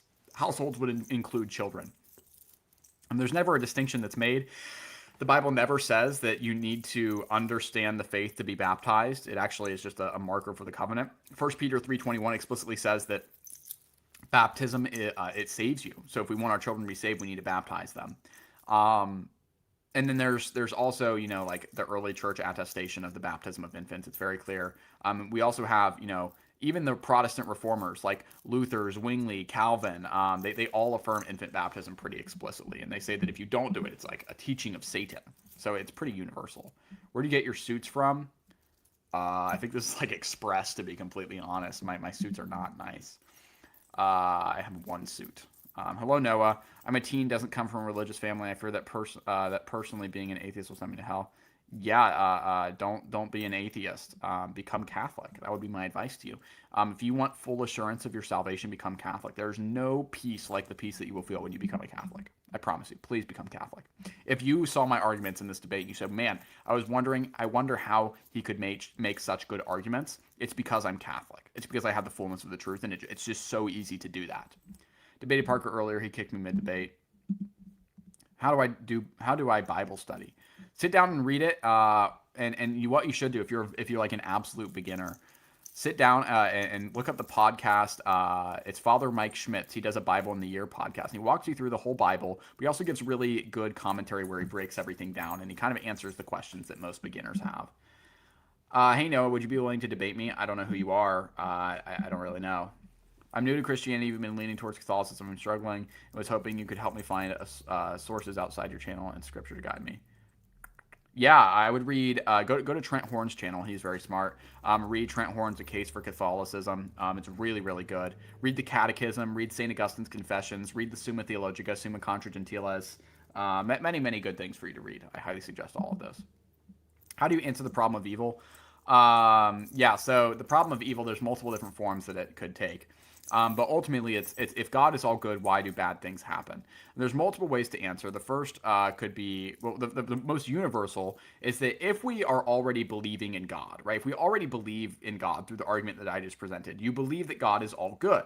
So we can trust that even if there are bad things, it's still in accordance with the ultimate goodness. So, for example, um, let's say you have a math teacher, right? You're really bad at math. You don't understand math really well. And when your teacher explains math, you start to understand it. But then your teacher does something that you don't understand on the whiteboard. Like let's say something like complicated, like derivatives are on the whiteboard. You don't understand it. But you still trust that your math teacher is doing correct math simply because you know that your math teacher is way better than you at math. So we can trust also that when God does things that we don't understand, like allowing evil, that he can be doing so, and it's still in accordance with goodness in some way that we don't fully comprehend. Now, there's also ways that we can understand specifically why certain things might be done. So, for example, like God allows humans to commit evil because he wants us to have free choice. He wants us to be able to choose between goodness, which is him, and evil, which is the absence of him. And so there's a free will argument. And you could also say, what about like natural disasters? Why could those things happen? Well, it could be a form of punishment, right? It could be a form of, creating sorrow in someone so that they come to Christ. There's so many different ways to do it. And I have videos on the problem of evil on my channel if you want like a more in-depth answer. I hope universalism is permissible in Catholicism. It's not. It's heresy. Hey, Jaw, I'm a prop, but I love and respect your work. Thank you. I just want to know if you absolutely had to be a prop, which denomination and why. Probably Lutheran or Anglican. I've been liking them a lot more lately, but not that I would ever convert. No, that's disgusting. I would never do that. But I'll stay Catholic until I die. Ave Maria, gratia plena, Dominus tecum, benedicta tu in mulieribus, et benedictus fructus ventris tui, Jesus. I agree. Mary's awesome. Pray 10 of those for Parker.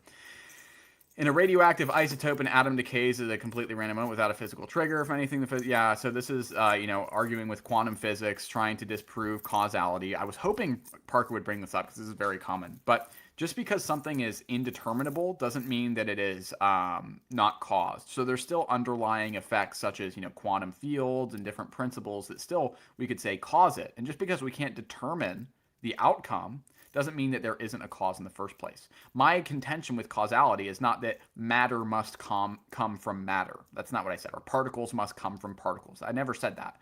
My contention is that contingent things, such as particles, must come from a cause. That is all. And we can still affirm that with quantum mechanics. What is the worst physical injury you've endured or experienced? Also respect your debate opposite. What's the worst thing? There's one time I was riding a mountain bike. I tried to jump over a picnic table. And I landed short. My back wheel caught the edge of the picnic table. And my pedal on the bike went into my leg. It cut it really bad. I had a bunch of scratches on my shoulder. And I also hit my head really hard on the ground. I was like bleeding out of the side of my head. It was pretty rough.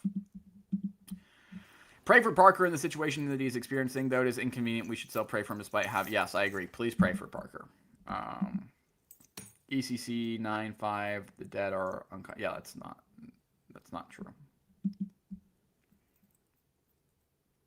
That's okay. So Ecclesiastes 9.5, by the way, it's referring to Sheol. We would agree before Sheol there was they were barely conscious, we would say. They returned to dust, but afterwards there's a difference. Imago said Jaw is winning in Mogs. Thank you. I'm glad that I Mog. It's really important to me, mogging. Hey, Jaw, sorry for the weird question. I'm wondering if as a Catholic I should pursue this girl who happens to be Greek Orthodox. No. I would say no. Wouldn't say it's necessarily sinful to, but probably shouldn't. Jaw, what's your favorite mystery of the Rosary? I really like the institution of the Eucharist, even though it's a luminous mystery, which is like newer. But I really, really like the agony in the garden. That's one of my favorites. And the crowning of thorns, one of my favorite right now. No, Ecclesiastes 9.5 says there's no hell, just sleep. Yeah, again, we believe that could be true in a sense before Christ came, but then after Christ came, he went down to Sheol. He descended into hell, preached the gospel to those in Sheol, and then those who accepted it rose to heaven, and then after that, hell was created. How do I convince my family to convert from Baptists baptism to Catholicism. There's no one way. I would say primarily just pray for them, and then show them the arguments that you know. Show them the truth of the Catholic Church. That's all you can really do. Hold on. How can you explain that a pen existing because a manufacturer made it affirms the PSR? One case having a cause is not affirmation that every case does.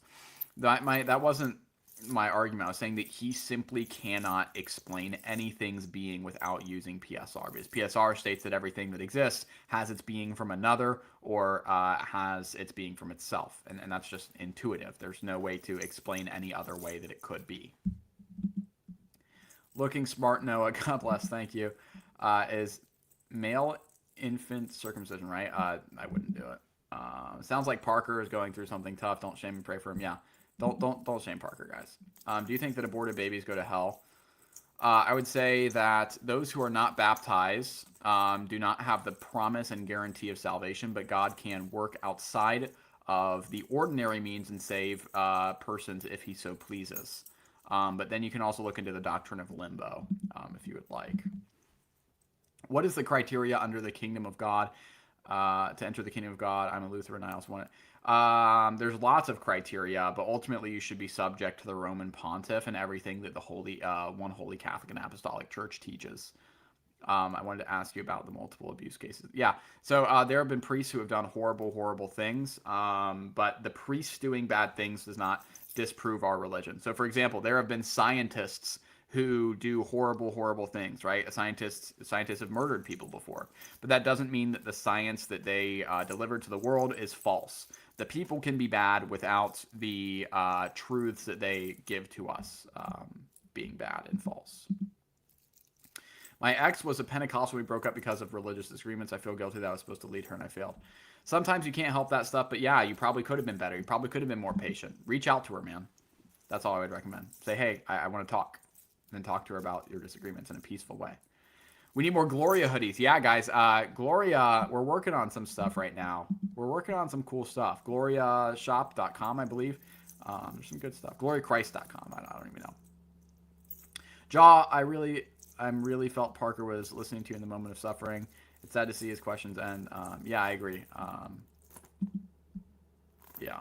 Can you have a moderator for your next debates? It felt like conversation, but like you guys didn't go anywhere. Yeah, I agree. I probably should have had a moderator. Hey, Noah, I'm the guy a week or two ago that talked about my personal struggles and my priest not answering my emails. But my priest answered me back, and I'm OCI. Yes, praise the Lord. That's amazing. That's awesome. I'm very glad. Are people who don't want pictures... I don't even understand what that means, unfortunately. Guys, I'm not that smart. I'm sorry. Do you eat when the water you? Probably. Are you guys gonna run it back? I don't know. This wasn't a very good discussion, to be completely honest. Maybe I'll talk to that Danny guy. I have no idea who it is. What do you think of Michael Jones or Inspiring Philosophy? Yeah, he's cool. We were supposed to talk soon, but we never did. Santa Claus is real. He slapped a haircut. Yeah, so Saint Nicholas is real. I agree, but that's not what he was referring to. What do you think of the debate? I think Parker did a very poor job defending agnosticism. He did not provide any reason as to why anybody should doubt the arguments that I set forward. He literally didn't do that. He gave no reason to doubt my arguments, and I think that's not a good look for him. If someone lives in a remote place and genuinely never has the opportunity to learn about Christianity, what happens to them after they die? So they could implicitly fulfill certain things. We don't make pronouncements on their specific situation, on anyone's specific situation. But we can say God could save them. This is like Romans 2, Romans 4 type stuff. That there are some people who, through no fault of their own, do not understand what is necessary by precept and necessary by means per accidents. So it's not their fault that they didn't know about the Trinity. It's not their fault that they didn't know about the Catholic Church. It's not their fault that they didn't know about baptism. And so God can have mercy. We don't say God definitely has mercy. We don't know. But so long as they affirm that God exists and that God rewards the just, those are the two necessary things, absolutely necessary, by means per se. And they can be saved. Whoa, huge super chat. Good grief. Thank you so much. Love watching your vids. Glory be to the Father, and to the Son, and the Holy Spirit, as it was in the beginning, is now, and ever shall be. Praise the Lord. Yes. Thank you so much for your very generous donation. How much time do you spend study/content? I probably study for 2 to 4 hours per day because I also have like a full-time job, by the way. And content probably takes like an hour to 2 hours. Do you have pets? No comment. Jaw, as a Roman Catholic, I heart your show of the faith. Praise the Lord. Thank you so much. Hey, I'm not able to go to church. I'm worried. Pray about it would be my first recommendation, and then do everything that you can to be able to go to church. Ask your parents, man. Ask a friend to take you. You can figure out different ways to go to church. Make sure it's a Catholic church.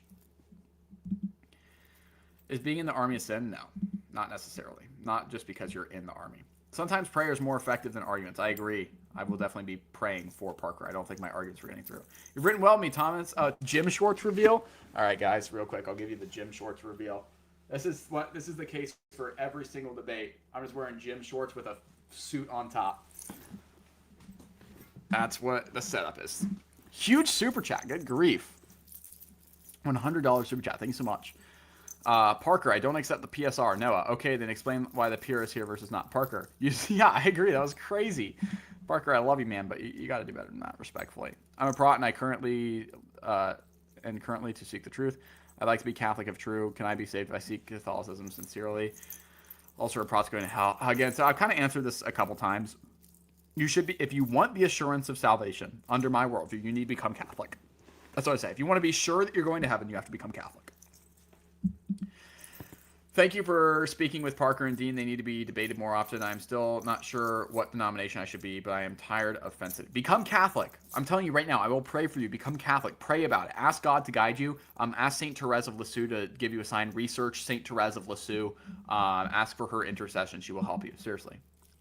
I am a Christian, not a Catholic. I would love to speak. Yeah, I do open calls sometimes where anybody can come up and have a conversation with me.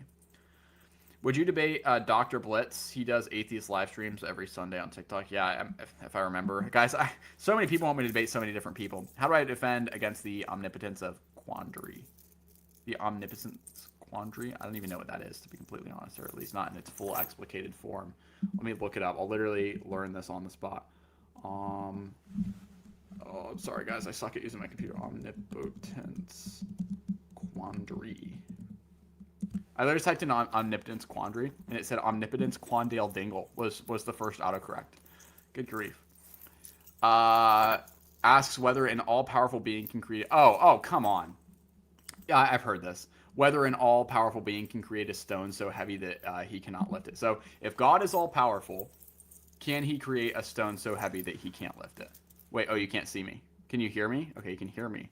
Why can't you see me? Uh-oh. Uh-oh. Oh, my camera died. Okay, guys, unfortunately, you're going to get upset. We have to use my garbage camera. Oh.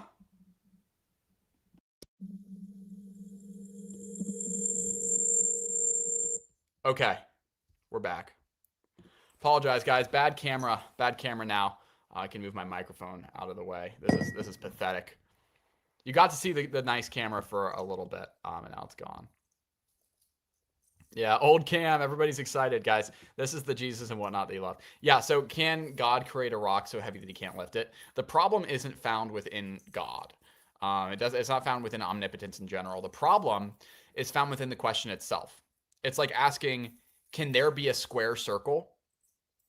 Right? Or if squares exist, why aren't they circles?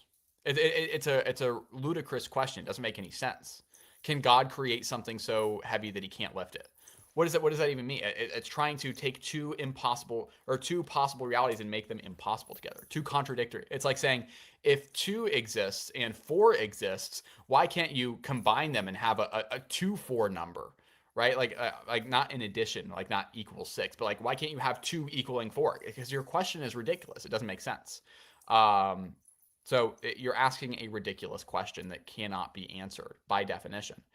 So the problem isn't with omnipotence. The problem is that your question is paradoxical in itself.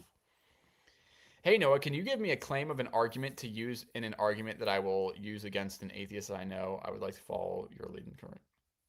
Give me a claim or argument to use an argument. Yeah, use the one that I just used. It's one of the best arguments of all time for the existence of God. It's St. Thomas's second way. You can just look it up, and there's tons of writings on it. Tips on getting rid of lust and gluttony. Pray about it. Pray about it over and over and over again, man. Just know that God is your ultimate priority, and nothing else should ever trump that. That's what the problem is. You have a priority issue, right? You're valuing pleasure over God. And by doing that, you're going to fall into sin every single time. I have corn addiction talk with the priest last confession, so I try to get clean before my next confession. No, go to confession anytime you commit a mortal sin. Anytime you commit a grave sin, go to confession, okay? Seriously, every single time. Now, don't go to confession yet if you're planning on falling into it. But as long as you are truly sorry for your sins, you affirm the act of contrition, then you should go to confession. Hey, John, I'm being baptized in the Catholic Church this coming Easter. Praise the Lord. I'm wondering if there's any conversations. St. Monica is really, really good. I love St. Monica. I'll give you some female ones and some male ones because I'm not sure. And you, by the way, if you're a male, you can choose like female ones. You can go enter, but typically people like to choose ones of the same gender. I'd say Saint Therese of Lisieux, Saint Mary, the Mother of God. Those are both wonderful ones. Saint Joan of Arc, depending on like what you're wanting. Saint Thomas Aquinas, Saint Augustine, Saint Francis de Sales, Saint Francis of Assisi. All are great options. I'm sure you'll choose one that likes. Pray about it. It's the ultimate thing. I'm a confessional Lutheran, but thank you for defending Christendom. You should debate Dr. Jordan B. Cooper, Lutheranism versus Catholicism. Maybe the topic should be Eucharist or solas. Ooh, it'll be fun. Maybe. Guys, thank you so much for all the super chats. This is unbelievable, by the way. Is it absolutely impossible for me to go to heaven because I didn't or can't believe in Catholicism during my lifetime? It's absolutely, I've answered this a lot. If you want assurance of your salvation, become Catholic. That's all I'll say, okay? I have multiple videos on this, multiple streams on this. Can you further explain why self-describing Christians are going to hell? By the way, great job. You cooked him. A lot of people claim to be Christians, but they don't actually follow what Christ teaches. They commit mortal sins without repentance. Their faith is not strong enough, or they do not cooperate with God's grace in a sufficient way for salvation. So like for example, let's say you claim to be Christian, but you have premarital intercourse for your entire life and you don't repent of it. Well, are you really going to heaven then? No. Because you're committing mortal sins without repentance. Jaw, opinion on St. Dominic and St. Dominic Savio. St. Dominic's awesome. Rosary. Super based saints. All saints are based. Why is Sam Shimon so aggressive against you about debating the fiqh? Because Sam Shimon is friends with Jay Dyer. And when he's friends with someone, he refuses to criticize them. Would you consider this a win for you? Yeah. But not because I was really good at debating, but because Parker was bad at debating.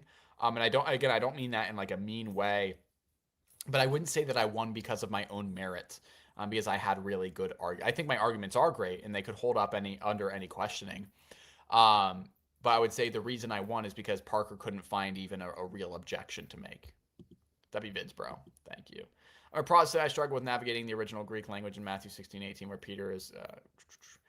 It wasn't in Aramaic. We don't have a copy in it. Yeah, I mean, but still, what does Petra mean? It means rock. What does Petros mean? It means rock. So Jesus literally says, "You are rock, and upon this rock I will build my church."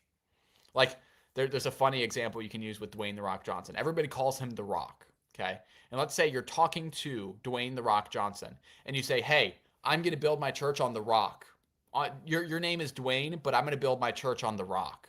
Everybody knows that you're talking about Dwayne Johnson when you say that. In a similar way, when Jesus renames Peter to be Petro, or Simon to be Peter, which means rock, and he says, "I'm going to build my church on the rock," it's the same exact thing.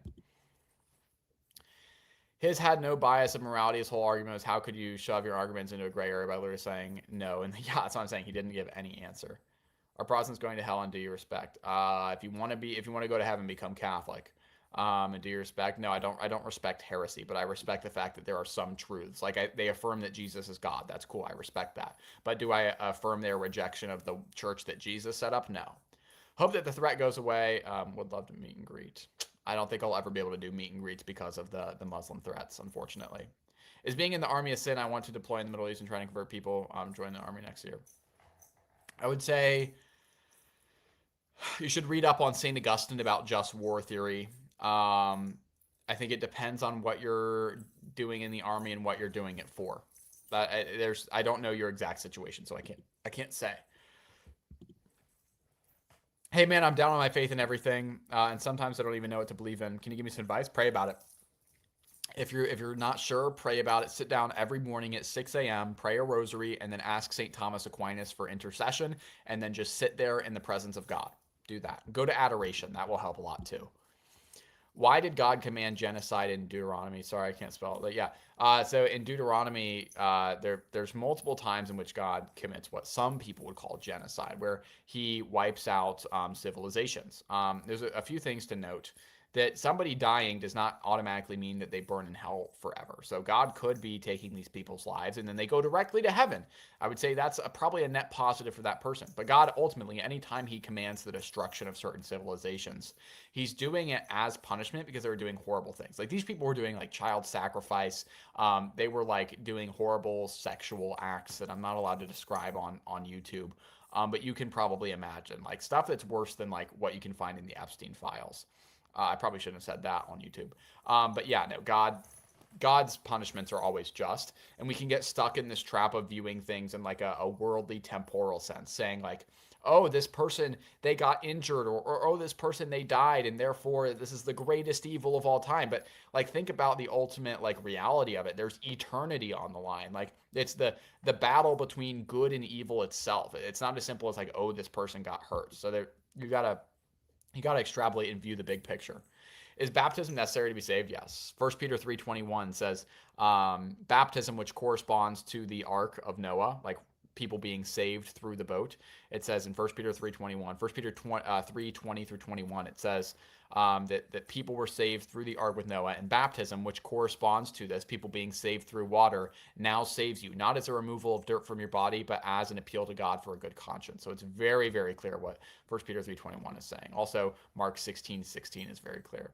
Can you pray for my friend Nicola? Nicola? Yes, I will. I will. I have a question, however dumb it may be. Why does God create people He knows are going to hell to further His glory? It's all accordance. It's all in accordance with goodness itself. We don't necessarily know why, um, but remember, God is not. We wouldn't say God is creating those people specifically for hell. God is creating those people to be agents of goodness, and then they choose evil, and because of their evil, God sends them to hell. Now we still believe in asymmetric predestination. Don't get me wrong, but God, the end of that person is not to go to hell, or it's where they ultimately end up. But it's not. We wouldn't say that they were created for hell. If someone claims that there could be an infinite regression that caused the universe, mentioned entropy in the second law of thermodynamics. Yeah, I mean, there's so many ways to do that. You could just say ultimately that the universe is made of matter, and matter is potency, and therefore the universe is a composition, and composition implies contingency, and contingency requires a previous cause. So it's very, very easy to do that. Sorry, I got a text. Um,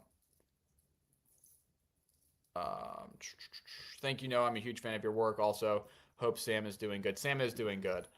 We might have a surprise for you guys soon. I'm still waiting to hear back from him, but we might have a surprise for you. Thoughts on Pentecostals? They should become Catholic. How many more super chats do I have? Good grief, guys! There's too many. I'm gonna have to only answer.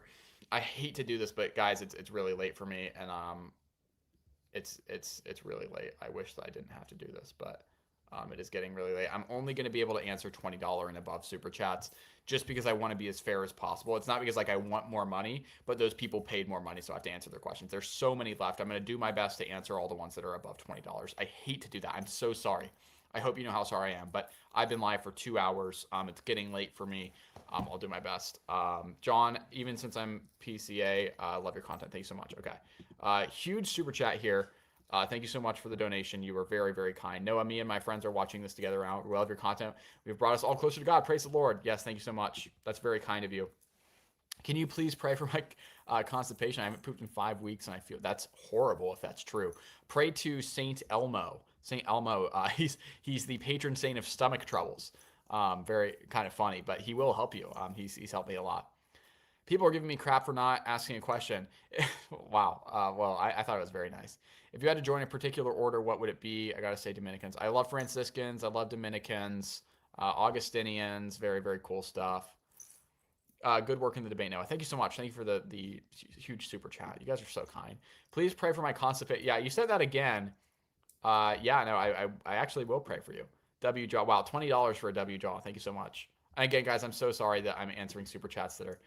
Um, I'm so sorry. People say I'm trolling, but I'm not. I'm really sick and I'm pooping five. Yeah, pray to Saint Elmo. That he will seriously. His intercession is very powerful.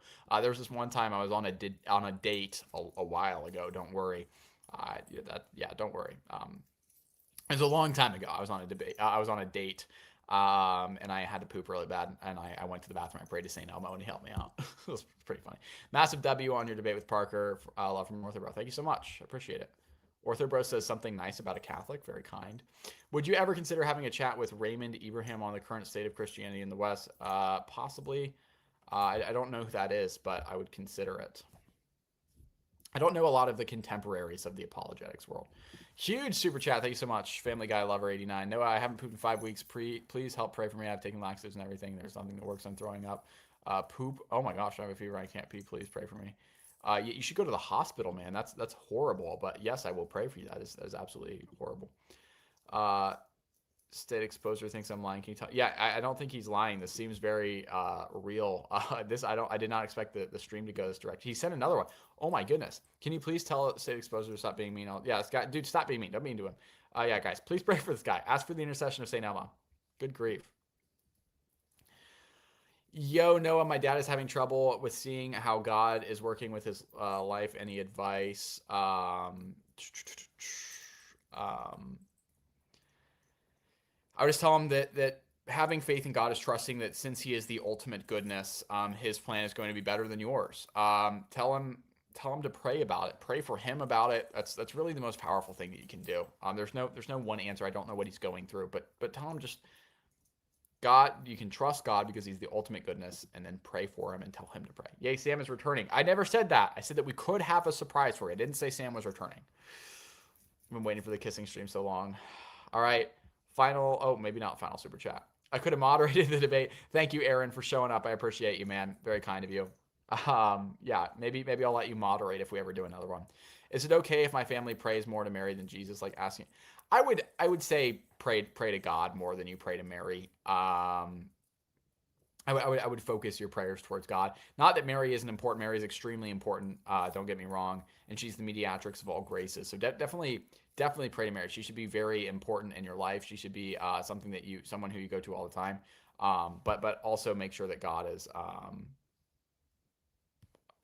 the central part of your life. Okay, prayer is a way of offering up praise to God. So just try and make it something, like constant in your life. Say thank you God, thank you God, thank you God for just the little things. Even if something goes wrong, say thank you God. And then if something's going wrong, say, hey Mary, can you pray for me? And ask God too. What would you say to Protestants that are uncomfortable praying to saints and you've been massive help in my faith? If you're uncomfortable praying to saints, you should try it out and then ask God to forgive you afterwards if what you did was wrong. That's what I did the first time, and then I became Catholic. If you're uncomfortable praying to saints, view it this way. When you ask your friend to pray for you, nothing's wrong with that. They simply just give your prayers to God. It's the same thing with the saints in heaven. They are there. God would never separate the church. There's not two churches. There's one church. The church in heaven is part of the same church that we are a part of. And so just as you can ask your friend to pray for you, you can ask those same people to pray for you, okay? There's no reason that God would ever separate his church. Fine, I'll pay 20. When are we getting more Gloria hoodies? Soon. Soon. I don't know how soon, but before Christmas, I'll say. If hell is true separation from God and God sustains our existence, wouldn't hell become non-existence? So God is actually still present in some way, shape, or form. He's present by his power, by his essence, by his just punishments. And God does sustain existence in those people. He sustains their existence insofar as they are able to receive punishment. However, there is still a real reality in which they are deprived of grace. They are deprived of the grace of God. So we can say that there is God is not present to them in that way, insofar as he's not giving them grace, created grace. They have a full deprivation of grace. So they experience the fullness of punishment. Pray for me. I'm a poop, and I have been trapped in this. Is that what we're going to end the stream on? Thank goodness there's one more. Can you pray with heretics? I have multiple videos on this. I have streams on this. I have debates on this. Can you pray with heretics? General rule, no, you shouldn't pray with heretics. But there are exceptions to that rule. So if your bishop or your priest gives you specific permission under the guidance of the 1993 ecumenical directory, under the guidance of I'm trying to think of Unitatis Redinte Gratio from Vatican II, you can, but it you should check with your bishop, see what your bishop has said about it, because that's what ultimately depends on. Guys, it's been 2.5 hours. That's going to have to conclude our stream. This was an absolutely amazing stream. Thank you to everybody who watched. Thank you to everybody who supported the stream. You guys are very, very kind. And you guys are just amazing. Please know that I am praying for you, and please pray for me, because this stuff is hard. What I do takes time, it takes labor, and it takes perseverance. There have been many times, even throughout this debate, where I wanted to quit because I'm a weak human being. Please pray for me. Please help me grow closer to God by offering up your prayers for me, and pray the rosary, go to Mass. Thank you guys so much, and God bless you.